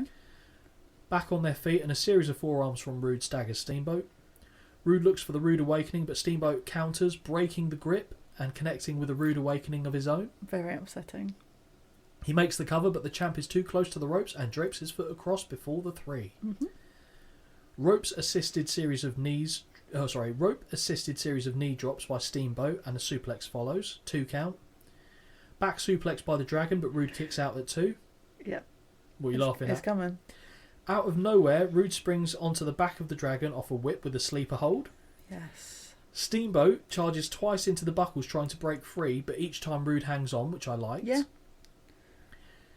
I then got here, Steamboat and Rude are literally pouring sweat onto the canvas. It's insane. I don't know how they hang on. This is what I'm saying. Like, at this point, you're like, what are you gripping onto here? Because it's just so slippy. The Dragon is staggering, trying to make his way to the ropes, but each time he reaches out, Rude uses his leg to swat it down, which is brilliant. Yes. Very Brilliant. good. Steamboat is fading now, and the crowd starts chanting his name with 2 minutes left. Yeah. The ref is checking Steamboat's eyes as he starts convulsing, which I've never seen before. I'll be like, get off my eyes, what are you doing? Yeah. Especially if you've got sweat and I he's wouldn't be opening able to the stay in eyes. character for that bit. I'm like, don't touch my Yeah. eyes. Jess asks JR what he thinks the Dragon is dreaming of at the moment. Yeah. In the corner, Dragon uses his feet to climb the buckles and push off, landing directly on the ribs, which JR is sure to call out in commentary, which is very good, because Rude is stunned and has his leg hooked for the 1, 2, 3. It's now 4-3 to Steamboat with 30 seconds left. Yes. That was good, though, because that pin, otherwise, we actually see it in maybe an upcoming show that we're about to watch. Oh. But because his ribs have been worked over, you can imagine him hitting the cameras going, oh! Right, I see. So it makes it a bit more believable. It works. Rude is panicked now and gets a burst of energy, clotheslining Steamboat and getting an earful. Shoulder tackle gets an earful. Second clothesline gets the same. Small package gets 2, and so does a body slam. The timer has run out and Steamboat has emerged the victor. What a tremendous effort this match was. Both men on top form. Really, really good match. Yeah. I enjoyed it. I enjoyed it also. Give me your take, Holly. I did like it. I was surprised myself that I stayed not transfixed, but Engaged. Just, thank you, Yep. the whole time. But it really helps for me to just pick someone at the beginning and go, right, back Whatever them. works. No, really enjoyed it. And also I think for me the main part of it at the end was just the absolute respect to the fitness levels. I think that's where my points come from, really. Yeah. Ultimately. I think especially that bridge up 20 minutes in when they're that wet and that exhausted. That's because, again, bear in mind, was it June? This So pay-per-view was taken, so it was hot. Yeah. What did you score the match? 3.5. Okay. What, is that high? No, Dave Meltzer 3.5. Oh, shut up. That's what I found anyway. It said 3.5. I leaned slightly differently on this. 4.25. Okay. I think this was so good Yeah. at telling the story, getting it across. We saw a different side of Steamboat. Both Yes. showed great athleticism. Yes. The storytelling worked in the way that the falls, everything logically made sense. Logically, yes. I would have liked to maybe, if I could put this in somewhere where they don't have the restrictions, I'd have liked a little bit extra. Top rope Yeah. from the I Dragon. do like a top rope, you know. Because Rude never really did No. that kind of stuff, to be fair. That wasn't No. his bag. But I think this was a 4.25 Fair. star match. Really enjoyed it. The length didn't hamper it. And towards the Yeah. end, when I saw Rude going nuts, I went, That was very very clever good. way of finishing. Very good, yeah. Very clever. So props to both men, and one of the better matches I think we've seen on the show. Yes. And by the show, I don't mean specifically Beach Blast 92. I think on the Okay. podcast in general. Because Wow. I haven't gone above 4 often. No. And I've only hit 1.5, which was that RVD Jerry Lynn match. Oh, yeah. I'll have to look back at all my scores because I You've not given a don't 5 think yet. No, I haven't. I'm intrigued to know if I ever will. I think you've definitely done 4 I've done a a couple of 4 times. for I thought sure. you did 4.5 for the I might have done tag for the- team match with Triple H and I will Stone go Cold. back and review my ratings and Please see do. where we are top match wise. But for me, Yeah. even though the Falls Count Anywhere match graded slightly higher, I really like both matches, but this one just about edges it because of the efforts involved. Yes. Not to diminish what Cactus and No, Sting no. did, but this was It's a another different level, kind. This is more stamina, isn't it? This is a for sure. different level of fitness. You're in a different part of your body for this one. Yeah, I mean, was it? No, I'm not going to make that reference because it's No. stupid. What is it? Rude? No, it's not rude. Okay. I was going to say about Sia because I've got stamina. Was that one of her lines in the Yes, song? There yeah. you go. And it was Sia, wasn't Oh, it? yeah. Because I was getting confused with Lady Gaga. I am old. Fuck off! I'm older than you. Yeah, but you wear it better. Put those away. JR and Jess on comms. JR says that with this victory, Steamboat has cemented himself as the clear number 1 contender for the US title. All this and it wasn't even for the title. No. Again, why? Well, I guess because Steamboat won and Rude would have had to lose the title, but bit of a change of pace as JR acknowledges himself, with us now going to round 2 of the I don't know what to call this, Miss World contest. That's basically the gist of it, isn't it? I put round 2, swimsuit round. Jess asks JR if he will behave himself for this, or does Jess need to restrain him? Holly's getting excited. Jess reminds us once more that it should be him hosting this event. Missy Hyatt versus Medusa, round 2, swimsuit edition. Yes. Johnny B. Bad says, "I'm so outrageous, it's contagious!" Special shout out to the swan that was flung into the propeller blades to make Bad's gear for this segment. Good, yeah. It's a great jacket though. Oh, it's phenomenal. I'm now reminded that this is to crown who the first lady of WCW will be. Under these circumstances, does anyone give a shit? No. I agree. I'm now reminded that this... Oh no, I've literally just read that, Scott. Medusa out first, showing every part of the human leg imaginable. Sweet Jesus Christ. If I could ask for a set of legs, here they are. Jesus. And I didn't know if you know this, but Yes. this is the first coming of the American Badass from the neck up. What? She's looking like she's rocking the Undertaker's Oh, I biker see. gear. Right, I see. I was like, where are we going with this? But she feels like a legitimate, more American Yeah. badass than the Undertaker, if you ask me. Also, did she... So I know, obviously, how she went on from this. Yep. But she, as much as her legs, the front of her legs are out, right? When she comes and walks round, she takes her jacket off, covers her ass, basically. And in my head, all I could think was, don't want to be doing this, do you? Don't want to be doing this. Because I thought, or maybe her swimsuit is one that's got, like, mesh. Maybe, maybe she's gone to the same... sewist is not a right word. Sewist. People that make clothes. Seamstress. Thank you. How do I know that? And Sewist. and it had like, I thought in my head, oh, it's going to be a thong, but it's going to have like mesh around it. Nope. No, it wasn't. And I thought, oh yeah, understand. But if I look like that, I'd fucking wear nothing. I'll be honest. She's ridiculous. No, I was just imagining doing this recording under those circumstances. I don't think I could focus, I'll be honest. Be a little bit distracting. Johnny says, look at that motorcycle, mama, after strutting next to her for a moment. Boy, would I like to ride her. No, correction, boy, would I like to ride with her. But I had to rewind that because I thought that's what he said. Yeah. Medusa undoes and removes her leather jacket. She's in great shape, no doubt about it. Missy Hyatt now comes out wearing a light blue bikini, and I'm confused as to what she will wear for the final round, as I thought that was the bikini round. Yes, I also was a little bit confused, but I just went with it. Typical 90s bikini, very high-waisted, very high leg, a lot of skin on show, and her massive fake knockers.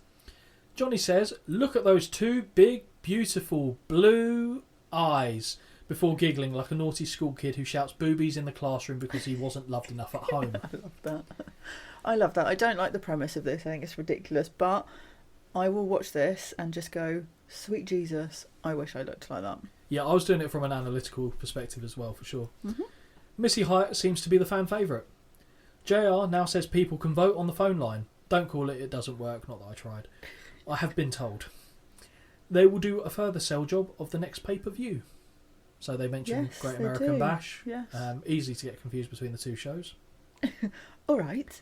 It was a pop at both, to be fair. Right into another match. Yes. Beautiful Bobby, Arn Anderson, and Steve Austin with Paul E. Dangerously Yeah. versus Nikita Koloff, Dustin Rhodes, and Barry Windham. This was a lot going on for my brain, I'll be honest.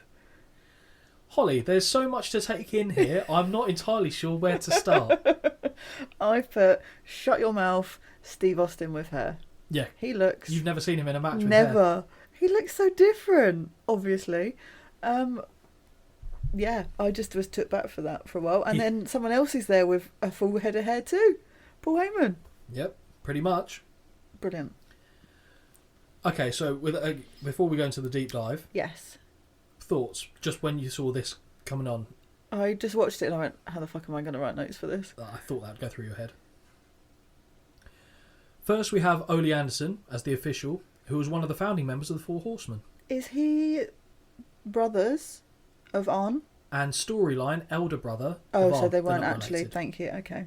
But yeah, that was supposed to be the gimmick. Like So an the- Edge and Christian Yeah, brother except off. the Andersons were considered like a wrestling family, and basically anyone who had a similar look like that, Yeah. which you could see, like if someone Yeah, said to you yeah. they were related, you'd kind of go, Oh, I okay. believed that they were. I didn't Yeah, they research it. So. So Ole Anderson originally tag teamed with another Anderson, and then when that Anderson retired, Arn became the partner. Okay. Arn Anderson, Ole Anderson. Fair. They were the tag team unit in the original Four Horsemen. You had Tully Blanchard, who was like the US champion level, and then Ric Flair with JJ Dillon as like the Okay. manager of the group. Steve Austin with short blonde hair, if you can process that for a minute. Yeah. Yeah. Really took me a while.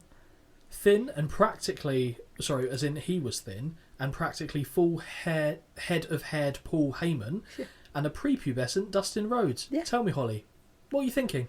just my senses were overloaded. I can imagine. I can see that. Yeah. Austin and Wyndham start things off, and perhaps this was the gear inspiration for Ilya Dragunov. Ooh. Because Austin doesn't have the knee pads. Yes. Low cut boots. Yes. And we know how my brain can't comprehend that. I know. Do you recognise Wyndham as well, by the way? Yes. From the Hall of Fame ceremony, so this is the first time seeing him, I believe. Where are we on this? So Austin and Wyndham start things off, and Ilya Dragunov, arm drag by Wyndham, takes the TV champion down to the mat. Roll through an arm wringer escape by Austin, but Wyndham hits a fireman's carry takedown, still holding onto the arm. Austin uses his feet to push Wyndham away and kicks him to the kick to the gut before delivering a couple of rights. Austin sits on the top rope, but Wyndham sent him back to the canvas with a nice Japanese arm drag. Yes, nice. Back to the arm ringer, and the natural Dustin Rhodes is tagged in. Yes. Early meeting of Stone Cold and Gold Dust right here. Yes. Oh, imagine if it was Stone Gold Dust. Just as a tag team. There you go. Book it. Make it happen. Stone Cold. Stone Gold Dust, yeah. That's what they do. Just smash them together like they did with Jericho and Big Show. Jerry Show. Yeah. Great. Austin with a side headlock and knocks Rhodes down with a shoulder tackle. He leaps over the back of Rhodes but is hit with a drop kick as he returns from the ropes. Didn't expect to see Steve do that, did you? No. I told you he was good in the ring at the time. Yeah. Second drop kick has Steve in the wrong corner, and when he charges with a clothesline that gets ducked, is pulled to the mat in a Fujiwara armbar. Bobby gets the tag, and let me tell you, if Bobby is beautiful, I don't want to see fucking ugly. Christ alive, he looks like a middle-aged Pat Butcher. This was the guy that I just was like, I don't know who this guy is. Part of the Midnight Express, a tag team that was managed by Jim Cornette, who we've referenced in previous shows. Yeah, beautiful Bobby was obviously a joke because he was far from beautiful, but Christ almighty, he looked like Pat Butcher. That's all I could see. Middle-aged Pat Butcher. Okay. Anyone who's an American listener or doesn't Google Pat Butcher, you'll agree. Don't worry. Side headlock by Rhodes to Bobby before he knocks him down with a shoulder tackle. Unfortunately for Dustin, he can't capitalise and runs right into a knee to the gut. Awkward corner whip spot results in a schoolboy attempt by Bobby, which gets a 2. Yep. Arn Anderson gets the tag and he goes right to calling Koloff out. These two men have a history that dates back to some of the earlier War Games matches. Okay. Which I like that though, stitch back, because you don't suddenly forget that you've had an issue with them in the past, which is good. Appreciate that. Arn slaps Nikita before he gets tagged in, prompting him to be tagged into the match. Again, fan of that.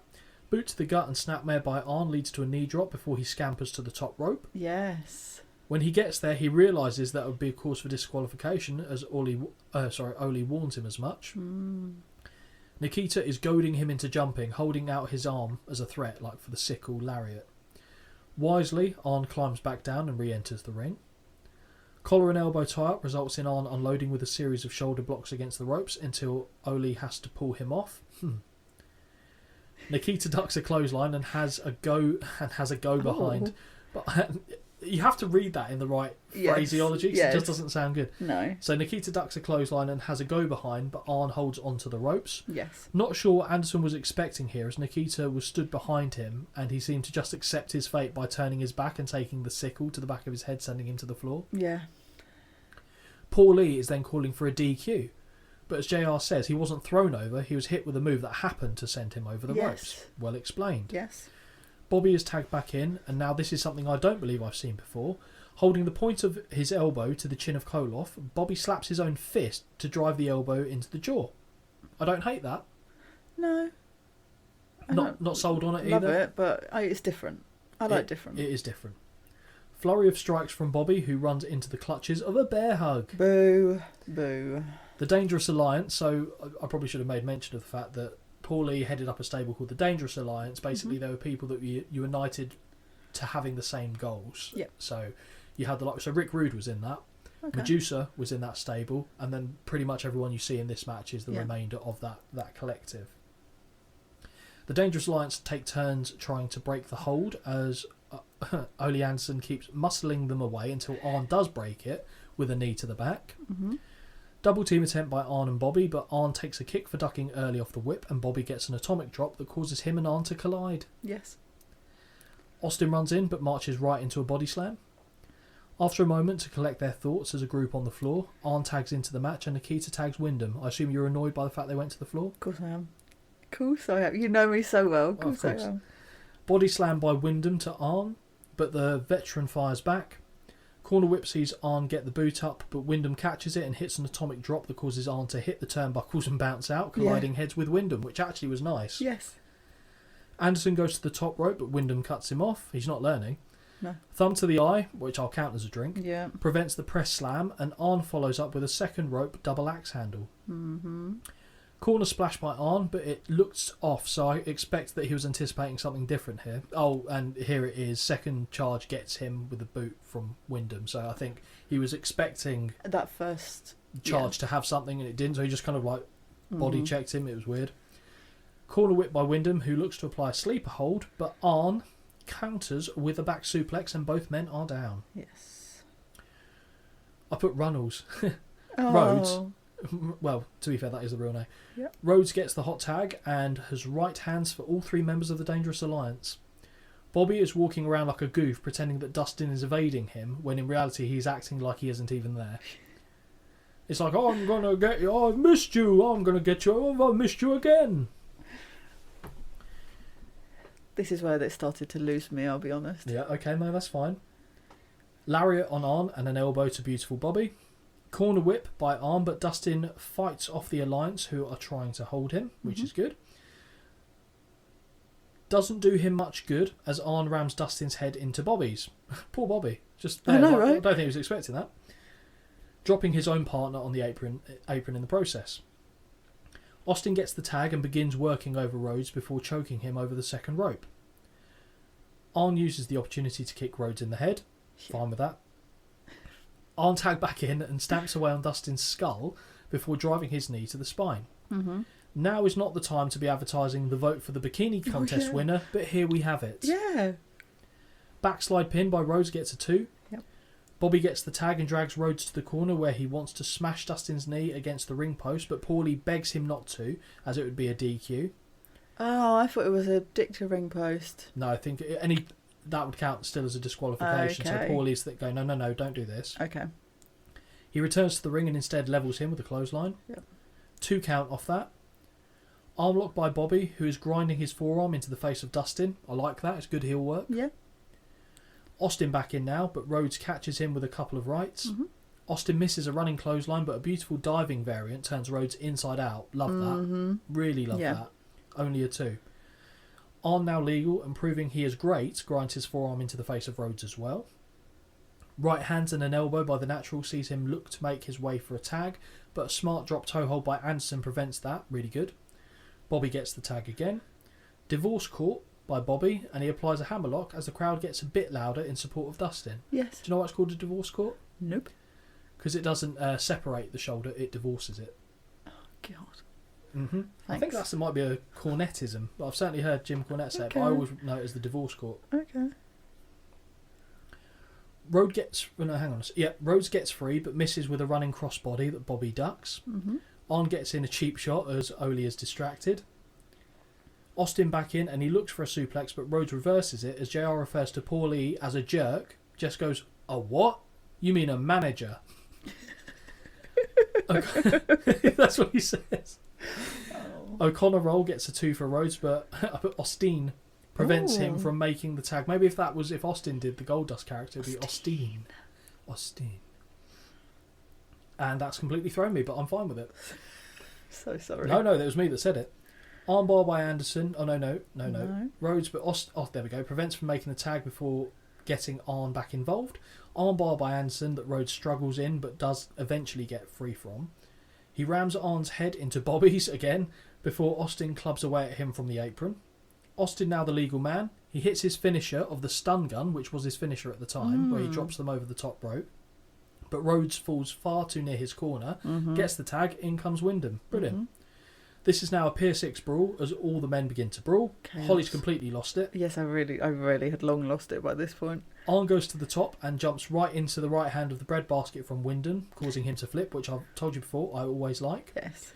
Wyndham nails Austin with a superplex and goes for a pin. In an attempt to break it, Arn leaps from the top rope once more with a knee drop, but Ole sees it and calls for the bell as the Dangerous Alliance are disqualified. Mm-hmm. The brawl, however, continues. That's it. What were your thoughts? I'm not annoyed myself, but by the end of this, I just didn't care. It was too much going on. It was too hard to try and remember what could and couldn't be done.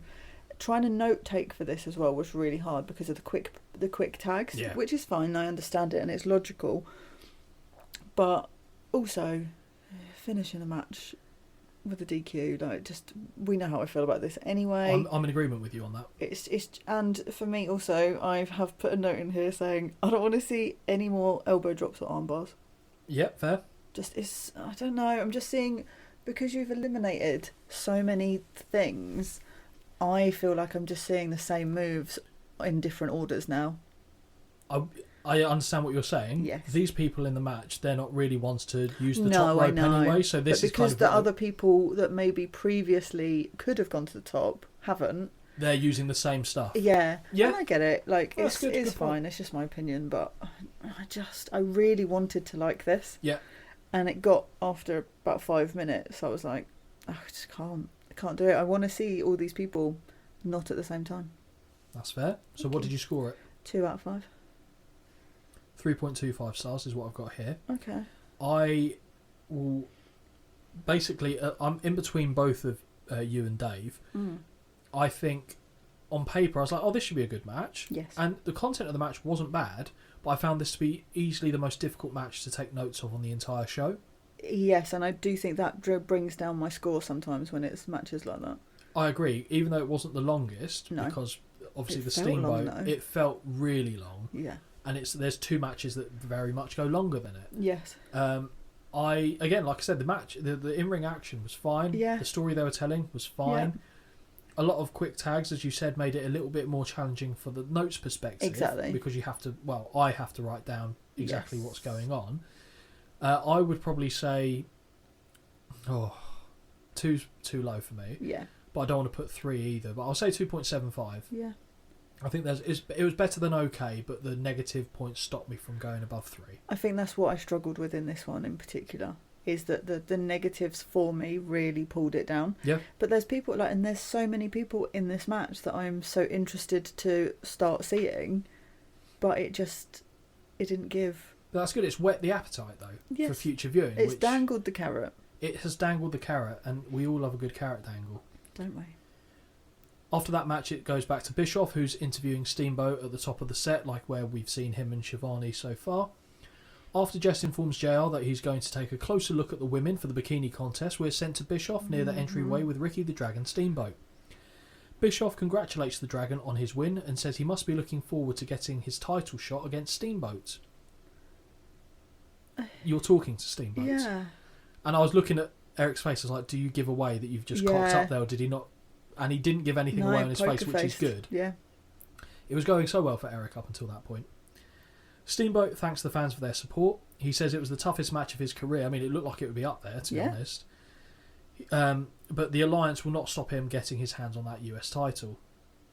Paul Lee comes into the interview area, because he's obviously just left the ring with the Dangerous Alliance, so that makes sense, and informs the Dragon that the CEO can confirm that that Steamboat has received his last title match opportunity ever. Starts shouting, and then Ricky just disappears off screen. What's happened? That I liked, as in this bit here. Cactus Jack has appeared, pulls him off the entryway, brilliant, and chokes him before biting him. The Dragon fires back until security guards and agents separate the 2 men and take them backstage. This, for me, is why you've got a ramp. Brilliant. Just all of a sudden just disappears. Well executed. JR says that Cactus Jack has obviously been paid off to eliminate Steamboat from WCW by Paul Lee before sending us to Jess on the beach, aka the entryway. Gosh. Now, ladies and gentlemen, for anyone who's seen the show, you know the moment that's coming up. I'm pretty sure. I don't know if this factored into Keith's decision. I feel like it did. We'll discuss the moment of what happens, and then you can unleash. Okay? Yeah, I'm here. I'm ready. Ventura says once again how he should have been the host of the First Lady of WCW, and says he's now taking charge. He brings Johnny B. Bad back out, and he is now dressed like Dolly Parton at a strip club. Oh, I love that outfit though. I know you did. There's no way you wouldn't love that outfit. Of course you did. But you know what? Put that on Jesse. Don't put that on Jesse. No, but do you know what I mean? Like, I'm used to seeing him in really flamboyant gear, Yeah. which I loved. And he did wear like a Dallas Cowgirl cheerleader It outfit was at one point. brilliant. And now he's in fucking t-shirt and shorts. Johnny says that there is a new sheriff in WCW and he's a bad man. Jess mouths, "Oh my god." Yes, he does. Jess asks Bad if he even likes girls. Mm-hmm. Don't see how that matters. It's pretty irrelevant. Yeah, you can still host the contest, mate. Yeah. Missy Hyatt versus Medusa, round 3, the itsy bitsy teeny weeny bikini round. Yes. Medusa comes out, and as Holly would say, she looks fire. That's exactly what I've written here. Uncle Jess is making unsettling noises like he's trying to rub one out off camera. Oh, God. Does it not sound like that? He's going, oh, Yeah, it does. Tyrell, ah. Oh, Jesus. It's like, I'm thinking, oh God, Jerry Lawler. Right. The first thing goes through my head, it's like, Jess, not you. Oh, Don't no, do this, I Jess. didn't. Not there. Medusa looks incredibly pissed off, and knowing what she has said in the past, I expect she wasn't best pleased doing this. Yes. I was going. Also, she is wearing, like, obviously she's got they're like leggings, but they're like chaps, Yeah. aren't they? Yeah. But all I could think in my head was, yes, you look fucking unreal. Yeah, she looks great. But you're covering up as much as you can. In my head, like, do you actually want to be doing this? I don't think she wants to be doing this. Missy Hyatt, I don't think cares. But Medusa was, like I said, a legitimate in-ring wrestler. Yes. She did a lot of good stuff in All Japan Women's wrestling. Obviously went to the WWF, came back to WCW.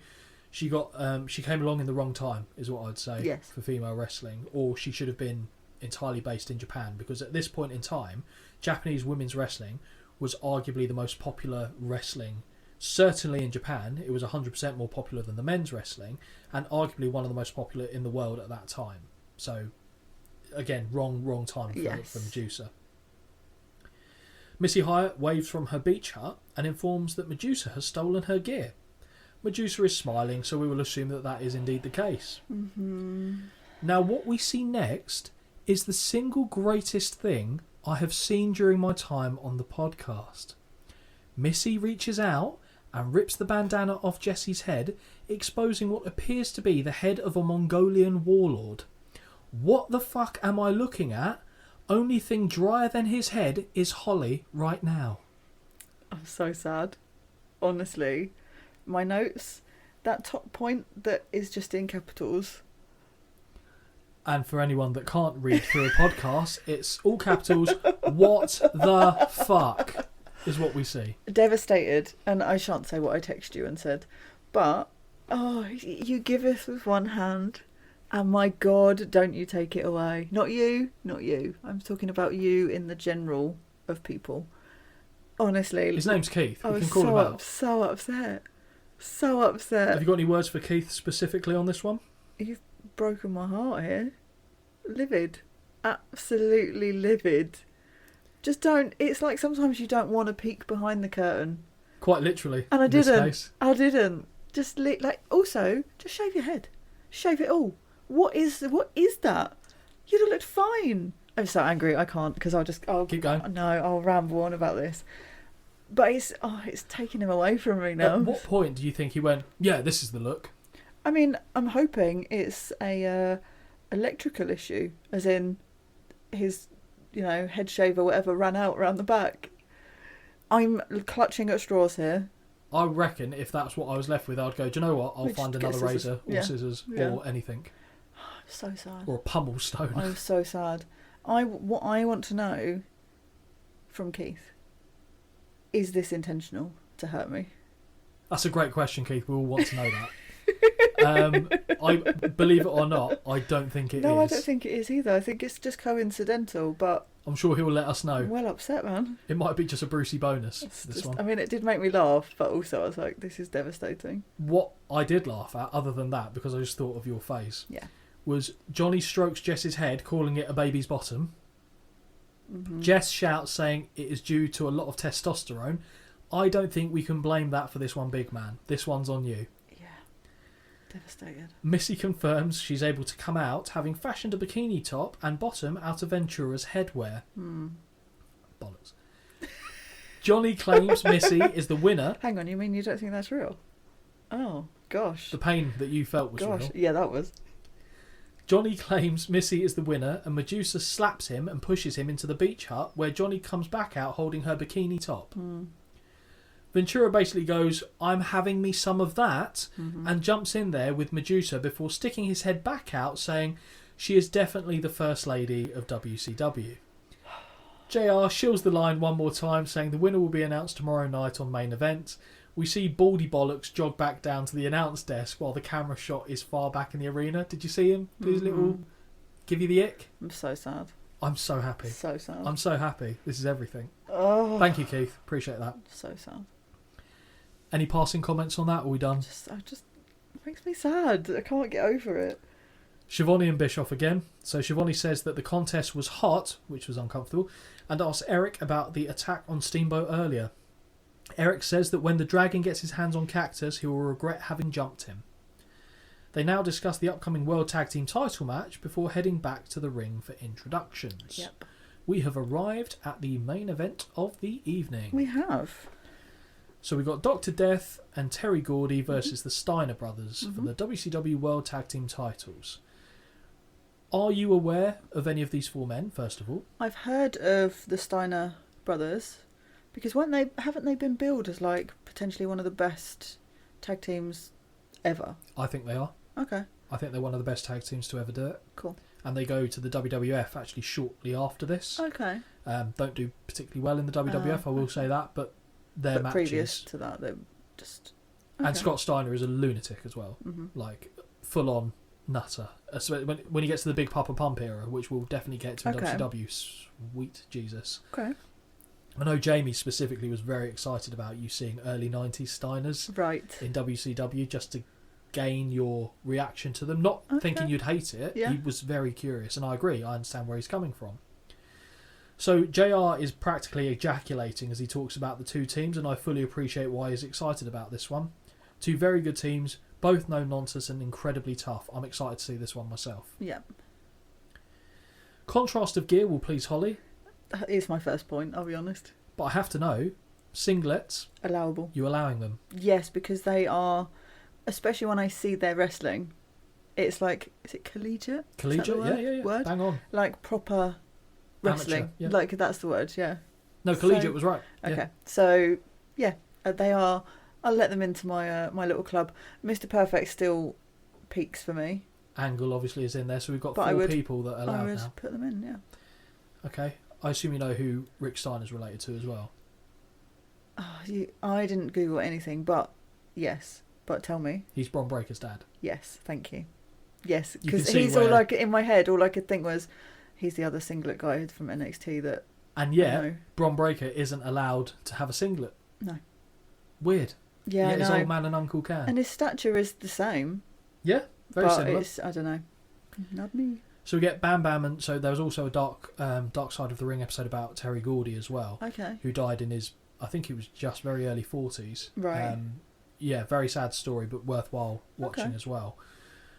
Bam Bam, and also, sorry, last thing I should say on this, 3 of the men in this match had genuine collegiate and amateur wrestling backgrounds. The Steiner brothers both did at Michigan State, which is a big thing, and Dr. Death was also a high-level Okay. amateur wrestler. Bam Bam and Scott start this one off. Holly, did you know that Gordy started pro wrestling when he was 18? He was so big for his age, he was able to fool a lot of people into believing he was older. Fantastic big man worker who unfortunately met a tragic end. No, didn't know that. Yeah, so again, he was... you could see he was a big guy. This is actually after he's trimmed down a bit, but he was a unit. He was one of the members of the Fabulous Freebirds. Right. I don't know if you've heard I've of them. heard of it, but I know nothing. Do you remember, about you know, Michael P.S. Hayes? He always does like agent Yes. work in WWE. He was one of the Freebirds as well. Gordy was as well. Gordy was just a like he was used as the heavy of the group when, like, because Michael would talk himself into a situation, and then Gordy would be the one to back it up with the fighting side of things. Tough guy, but he was a very good big man worker. So we talk about the likes of your Bam Bam Bigelows, other people who are of that stature and can work. Terry Gordy is very much at the top end of that list of big men workers as well. Okay. If you just listen to any of the people that worked with him, like Cactus Jack, all sing his praises Oh, nice. as Okay. being fantastic. He got unfortunately addicted to painkillers and somas and stuff like that, and he was having stuff to put him to sleep. He came close to overdosing a few times, including on one flight that he was going to Japan for, I think it was, and it was when he was teaming, because he was teaming with Dr. Death in Japan. Yeah. And it would have been around this time. And Dr. Death, what he used to do was when he was having an episode like this, he would slap him, and it would kind of bring him back too. Right. But there was one time where he was already going too long, and I think Dr. Death slapped him, no reaction from it. Yeah. He was in a coma for a while. Jesus. And when he came back from that, he did recover from that, but not fully. There was always permanent brain damage, Right. motor skills in terms of remembering stuff. It was like the shell was there, but the person that originally made that man was gone. And I don't know if you remember Jesse and Festus. Remember I told you about Luke Gallows being... So Jesse is Terry Gordy's son. Oh. And his daughter is also a female wrestler as well on the independents at the moment. But yeah, very sad story about Terry Gordy. A tragic loss. So Bam Bam and Scott start this one off. Collar and elbow kicks things off but is broken. Waistlock takedown by Gordy, but Scott quickly reverses the position. Gordy makes his way to the ropes to break the hold. Single leg pick by Scott from behind, and he takes the back with a half Nelson applied. He looks for a pinning position, but Gordy doesn't allow it, and Bam Bam eventually gets to the ropes. How are you feeling about this start? Because I didn't know how this would take you, whether it would be a good thing or a bad thing. Well, immediately I was like, this is a different kind of wrestling for me. Different kind. But actually, considering that I'd just moaned about seeing the same stuff over again, I was here for it. Yeah. Like, give it to me. Good. Fine. Something different. Good. Gordy shoves Scott off on a side headlock, and once more where they both look for a shoulder tackle, but neither man budges. Gordy slaps the piss out of Scott, who fires back and drives with a double leg takedown, firing away with wild rights. Mini mulleted referee steps in between the two to break it up, and now all four men are in the ring looking to settle things down. Gordy tags Dr. Death in, and this is probably JR's favourite man to gush over on the commentary as he rattles off his school credentials as both a wrestler and football player. Oh, of course, yes. The two grapple until they reach the ropes, at which point they are separated. Williams gets an ankle pick, and they look to jockey for position on the mat until once more they are standing in the corner. Williams with knees to the gut and a corner whip, but he runs into a big boot from Scott. He kicks back in response, but Scott is now looking for a German suplex. Dr. Death stops the attempt with a swift back elbow.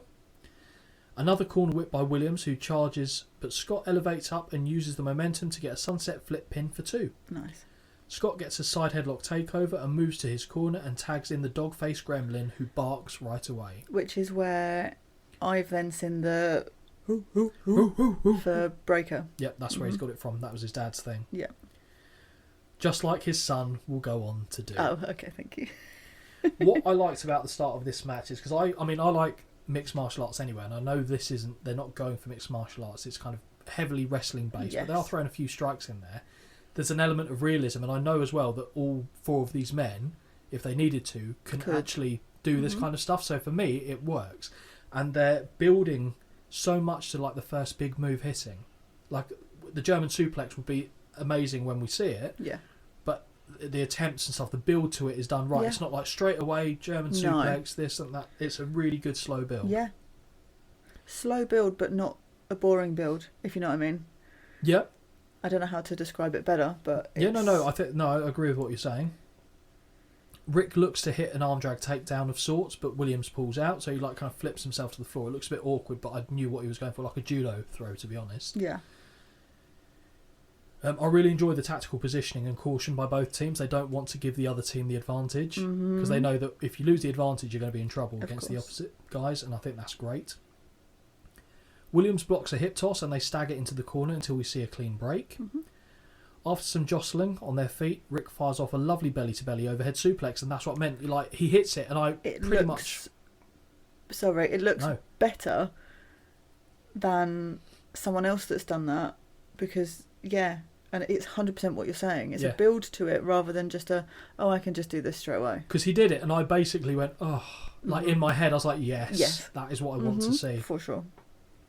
Dr. Death rolls to the floor and Terry Gordy consults him briefly before he returns.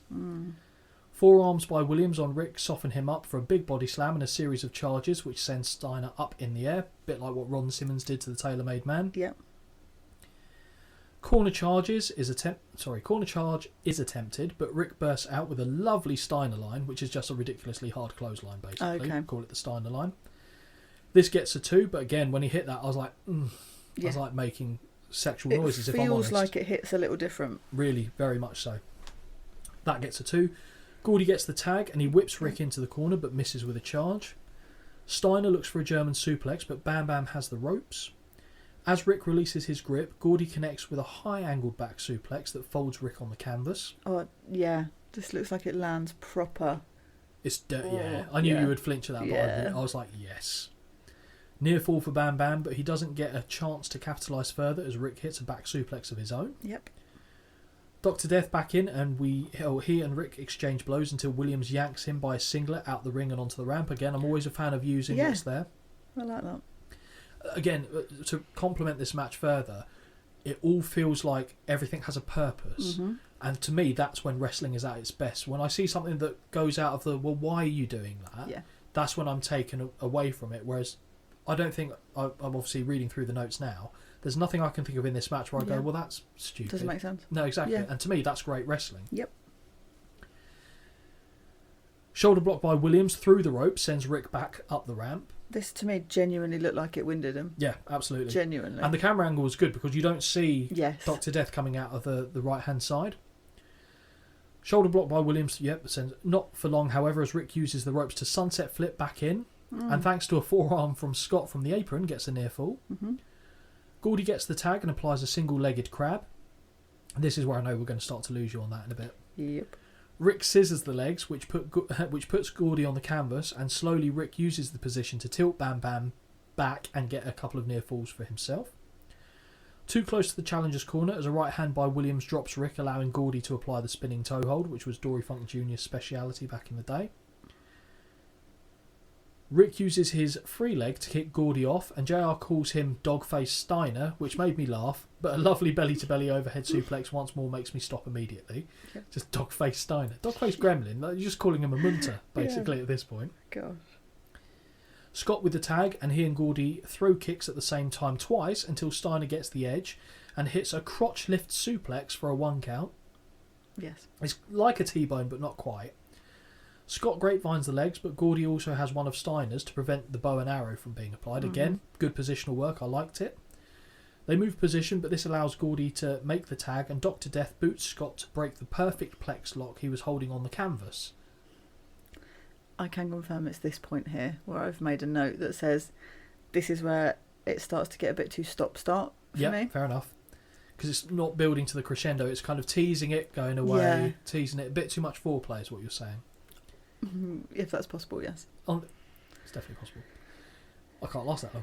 A few more measured boots by Williams, who introduces Scott to the turnbuckles, but a second attempt is thwarted. Sorry, I've lost track. Where's your brain gone? Actually, don't answer God, that. right, okay, I'm back in the room. Dr. Death grabs the ropes to prevent Scott from hitting another belly-to-belly. Cheap shot by Gordy from the apron, and Scott returns a right hand in receipt. This allows Williams to attack from behind before hitting a snapmare and reverse chinlock. He releases it very quickly though, and Gordy is tagged back in. Crossbody by Scott off a whip. Double team by Bam Bam and Williams whilst the ref is distracted with Rick, and Dr. Death kicks the knee of Scott, dropping him to the canvas. We now start to see this play into the match, much like we saw with Rick Rude's midsection earlier. Again, I'm okay with that. Gordy looks to apply the STF, but settles for just yanking on the leg portion of the hold. Nasty clothesline. All I'm saying is if you put it in, it would look a shit ton better than what John Cena does. Yeah. Gordy looks to apply the STF, nasty clothesline by Bam Bam gets 2 before Dr. Death returns, and he talks the knee of Steiner. Yep. Scott kicks his way free but cannot make the tag. Big kick to the ribs, and Williams sends Scott into the corner with a whip but misses his charge. Steiner starts to fight back, but one kick to the knee drops him like a bad habit, which again, really good, like that, good sell. Bit of a shit double team as Williams hits a tame clothesline as Bam Bam holds him, because you can't fall back because you're holding him. Yeah. I think they knew that was stinky as Gordy then kind of covers it up by grabbing his hair and pulling him down harder. Rick breaks the pin after a 2 count. Snap suplex by Gordy gets 2, and he now grapevines Steiner's legs and locks in the bow and arrow, which I know you're a fan of that. I do like the bow and arrow, yeah. Williams tagged back in and he stomps away on the knee of Scott and slaps him for an additional insult. Scott fires back a right hand, but is put back down as Dr. Death applies a single-legged crab. Going back to the moves, this is where I thought, okay, we're losing Holly a little bit here. We need to step it up, lads. I was enjoying it, but I knew that you would be kind of phasing out a little bit. Gordy back, and he takes over with a single-legged crab on Scott, sitting down and screams as he applies pressure, which was good. I got sick of writing Dr. Death, so he's now Doc. Doc returns, and more kicks to the knee before what looks more like a Walls of Jericho than a Boston Crab, if I'm being honest, which was good. Again, no issue with it. No.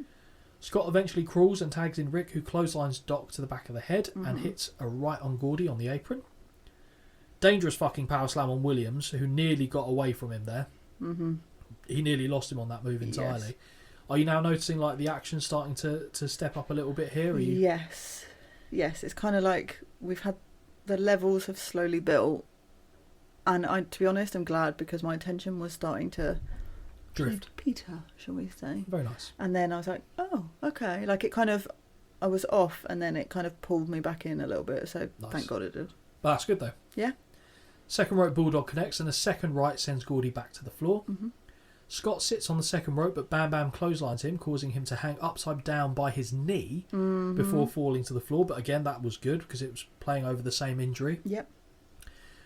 Dirty lariat by Doc on Rick levels him. Looks like hits him in the face, I think.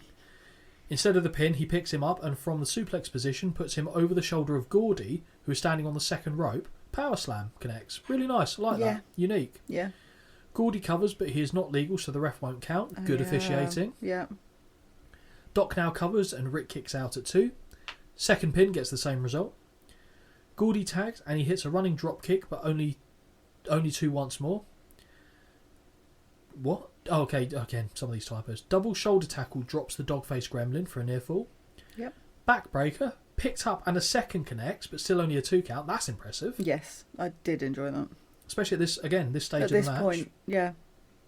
Gordy back in, and he hits a kick to the kneeling Steiner before a back suplex gets a pair of 2 counts. Rick fires back, but he can't make the tag as Doc stomps away. Doc is cranking on the neck, but Rick elbows free and runs into a kitchen sink. Doc to bomb by Williams, and I know you like that move as well. Oh, that's what it's called. That was his finish. Only gets a 2, so he's kicked out of his finish. Yeah. Front face lock by Dr. Death, but eventually we see him and Rick slugging away at each other. Yep. Corner whip by Doc, and he messily counters a clothesline by picking Rick up and running him into the buckles. He tries the opposite side, but Steiner slips out the back door and runs Doc into the buckles instead. Lovely. Steiner line connects and both men are down. Yep. Gordy gets the tag, hits a corner whip and connects with a clothesline in the corner, as you would because he's in the corner. Yeah. Second corner whip by Rick bursts out with a Steiner line, and again both men are down. Hot tag finally to Scott, who backdrops Gordy and hits the same on Doc. Yep. Body slam for both men too. Yep. Messy clotheslines against the ropes to both men as well. Double underhook powerbomb on Gordy, and a Frankensteiner connects, so that was his finish. But the time limit runs out before the cover can be made. Yep. This is a time limit draw, which means the Steiners retain their titles. I know you'll have conflicting thoughts on this one. I think you will anyway. Yep. Hit me with it. What you got? Oh, so I feel like this was, I don't know, like I feel like I went on a bit of a ride with this one because I was like, oh, this is different, this is new, this is good. Okay. Oh, okay, awesome. Shit finish. For me personally. I get it, there's a time limit, so it is what it is. It's done. But even at the end, like, I was like, they're there to do the pin. Just fucking let them pin it. Just be Obviously, done. that was the idea behind the finish. I know, I get it, and I understand why it was done, but... This ending, I didn't mind. Yeah. I will say this You'd rather ending... have a time limit finish than a... Yes. And you want to keep both teams strong because they were building up the fact that they were both going to be in the brackets for the tag team tournament that was coming up. So that works. The disqualification finish of the match before, I didn't like. No. I've said that. Again, I understand it, but I didn't like it. This one worked for me. And the longer this was going on, because I wasn't, stupidly, I was thinking there was going to be a match after this. Yeah, I didn't. And as it was going on, I was like, I thought, because I don't think I've seen this match before, I went, I think they're going to hit the time limit. About 15 minutes into this match, I was like, I think they're going to hit the time Yeah, limit. see, I didn't even though in the middle I waned, I was then so interested, didn't even think about the time. I always forget when there are time limits. I always forget, and I was like, "Oh shit, it's finished." Yeah, and especially because for me the end bit was so good, I was like, "No, not but you enjoyed now." the match. Yeah, I did. What would you score it? I gave it a 3.25. I feel like for me personally, why are you shaking your head at me? 3.25 is what Dave gave it. Really? How God. do you do this every fucking I show? honestly don't know. I would have rated it higher had I got a finish. Okay. Because that's just me personally. That's I fine. understand why it was done. It makes sense because it doesn't actually make either team look weaker compared to the other. Yeah. But I like a finish. If you're going to do it, finish. And finish inside the time limit of the match, yeah? Yeah, sure. Yeah. You need to have a big finish, especially a pay-per-view main event. Yes, please. Yeah, big bang. Set things off right. And we do get some form of explosions later as well. But yeah, Dave scored it 3.25. I would go higher. Okay. I would go 3.75. Okay. And it was bordering on a 4 for me. Okay. Which means that I've scored a few matches on this card quite highly. You have. Yeah, I really like the match. I love the Steiners anyway. I like the work of Gordy. Steve Williams, I'll be honest, Dr. Death, his stuff I can take it or leave it quite often. I haven't seen enough of his work in Japan, if I'm being brutally honest. But what I've seen is mainly the stuff where he was already well past it, so I've got to bear that in mind. But I thought all of them worked really well in this match. The build up to the big moves was well played. Yeah. They did tease it a couple of times, and I thought at that point we would start to lose you a little bit. Yes. But I knew that it was going to build, so I thought they'd get you back, which they did.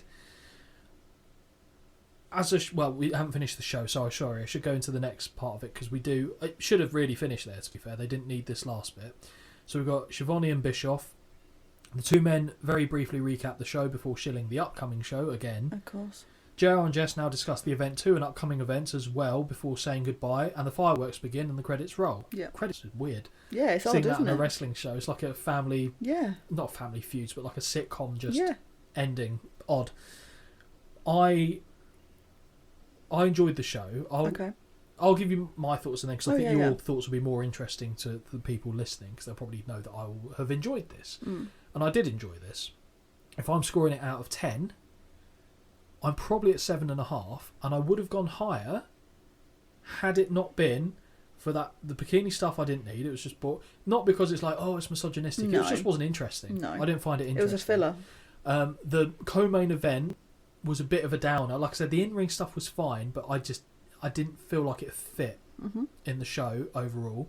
The other matches, Ron Simmons was really a nothing match, if I'm being honest. Yeah. Didn't care for that. Okay. But the other matches I quite enjoyed. So as an overall show, I think, 7.5 is probably where I land this. Wow. I think you're going to have a very different answer. So please, with reasoning, show your workings out. Okay. Explain. I gave it a mid-card 5. Okay. I don't know. When I look at this in hindsight, I've said this before, probably say it again. I look at all the individual scores of matches and I think by an average, it would be higher than a 5 out of 10. Yeah. But when you combine them all together, this really missed something for me. I enjoyed watching something different. I did. I enjoyed seeing people that I know, and this is the start of me seeing them. I know we're going to end up watching more of these events, so that I'm interested in doing it. I just couldn't gel with it. It's missing something for me. I think at the moment what you're trying to articulate, and I'm not trying to put words in your mouth. You can put them in my mouth. Words in my mouth. Thank you. Okay, back to where I was. I think you have to also look at how the whole picture fits together. Yes. You can enjoy a lot of the pieces of the puzzle, but if they don't fit in a seamless picture, there's something not quite right there. Yes. And that's why for me, 7.5 is a good score, and I'm doing that in spite of the bits I didn't like. Yeah. If there was, let's say, even 1 or 2 more crappy matches, this doesn't get that score. Yeah. That heavily impacts upon it. But if I'm trying to evaluate it on how the matches made me feel, this was one of the most fun shows I've had note taking. Granted, it's the new method. I'm not doing it on a pad anymore. See, for me, it wasn't. It really wasn't for me. Like, Okay. it got towards the end, and yes, the last match was good, but I felt like this was a lot longer than it actually was. And I'm all for, like, I don't want this to affect anyone ever suggesting anything. I'll watch anything. No, if anything, they'll probably select I it know, more now. but and I will watch anything, and I'm so interested to watch things that I wouldn't normally watch. But it just didn't gel for me, and I don't know how to say it any other way apart from it made it feel longer. It ruined Jessie for me, which I'm absolutely devastated about. That's why it's the 5. I didn't Yeah. want to say this, No, but that is why. probably. Otherwise, it's probably a 6.5. Yeah, probably. Honestly, that probably does impact it a lot. Yep. And we know my scoring is ridiculous. Hey, you agree with Dave a lot of the time, so there must be So something. it's there. ridiculous. There'll be fans that will have liked that. Oh, yeah, of course. But I don't know. It's done. I enjoyed watching it and doing it. It's not my sort. If I was putting a wrestling show together, You wouldn't put the rules in place. nope. Also, the order of the matches seemed odd to me. Yes. Personally, I don't know actually. I was thinking, what would I have ended the show with? Because the tag team match was a good match to end with, but I probably would have had Sting and Cactus Jack go on last. Yeah. I'd have put the tag team match earlier on. Mm-hmm. I don't mind the opening match of the light heavyweights. I thought that was good. Yeah. Ron Simmons, then I might have put the tag team match next. Yeah. And I still think I put the co-main event that I slated a little bit in that position to bring the crowd down a bit for the main event.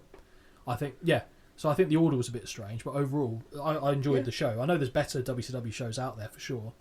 For my first one, for this being my first one, I'm happy with it. Like, Yep. do you know what I mean? I didn't hate it. It's just average to me. Yeah, that's But fine. I don't think I'll go back and look at my scores at some point of all the shows we've watched, and I don't think I think I'm very mid-carder, like 5, Yeah, you 6, are. 7s. Mhm. I really am struggling to think of one that's going to hit above a 7. The for me. Armageddon one, I think, was near 8. I could be wrong. Probably. So after we got the suggestion Oh, yeah. by Keith, which I've read out his suggestion on the previous show, so I won't Yes. revisit that. However, I did go back and say, look, if you want to give your breakdown and your Yeah. thoughts on the show, send us the email and I'll read it out on Okay. the air. And this isn't just specifically for whoever suggested the show. If you guys, because we're putting on YouTube within the week that we're doing the recording, Yeah. what the upcoming show is. That's basically the invitation to drop us an email with your thoughts on the show, and at the end of the show, after we've covered it, we'll read out what you guys think, and we'll cover any points that we think have raised in there that are worthwhile, induces conversation. Mm-hmm. Keith did come back to us, Lovely. so I'm going to read out his okay. email. Hey Scott and Holly, thanks for watching my pick. 92 WCW holds a nostalgic place for me, as I used to watch WCW Worldwide on a Saturday or Sunday afternoon on ITV around this time. Worldwide at the time was hosted by Holly's favourite, Jesse Ventura and Tony Schiavone. Beach Blast 92 was a show of many firsts. It was the debut Beach Blast in general. It was also the first pay-per-view under the controversial reign of Cowboy Bill Watts. Mm-hmm. Overall, it's a strong pay-per-view, but it does mark what feels like the beginning of the end of a couple of major things in WCW at the time. The light heavyweight division was out after this show. The result of the title match on the card was a bit of an upset. Scotty Flamingo getting the win. I'm Yeah. paraphrasing that bit. And surprising, since the new champion wasn't even really a light heavyweight. Okay. So Scotty Flamingo didn't fit really the criteria. Like, because Brian Pillman could fly, Yeah. Scotty Flamingo didn't really do No. any of that. It also felt like the beginning of the end of the Dangerous Alliance, one of the hottest heel factions in history. The 30-minute Iron Man match was a match of the night for me, and one of the best matches either Steamboat or Rick Rude were ever involved with. Their feud in WCW was fantastic. This was the first Iron Man match of any note, set the standard for what the match could be, and I'd agree with that, Keith. I thought Yeah. it was really good, really good. To the point where I'm now really not looking forward to the WrestleMania Iron Man match, because I remember quite enjoying it, but Yeah. I remember even enjoying it feeling like it was a long slog. And that's the long one, isn't it, that you've pre-warned me about? It's an hour and a bit. God. Another first was Sting versus Cactus Jack in the first Full Count Anywhere match on pay-per-view. Jack had perfected this match going into the pay-per-view and used the gimmick to good effect, pulling a rare good match out of the awful Van Hammer at a Clash of Champions, which we saw a little clip of where he got hit with the shit shovel. One touch I liked was how, as part of the build, they highlighted the chance Sting was accepting a non-title match outside of his comfort zone against Jack, that close to defending the WCW title against Big Van. Oh, this close. So basically, sorry, I've kind of butchered what you said there, Keith, but basically Sting was scheduled to have a match against Vader to defend the title. He didn't have to take this match. He chose to take this match to prove that he was taking on all comers, which is a good point. Okay. It's touches like that you don't see very often in modern wrestling. Fair? Yep. Maybe tamed by today's standards, but the contrasting styles really gelled and it made for a fun match.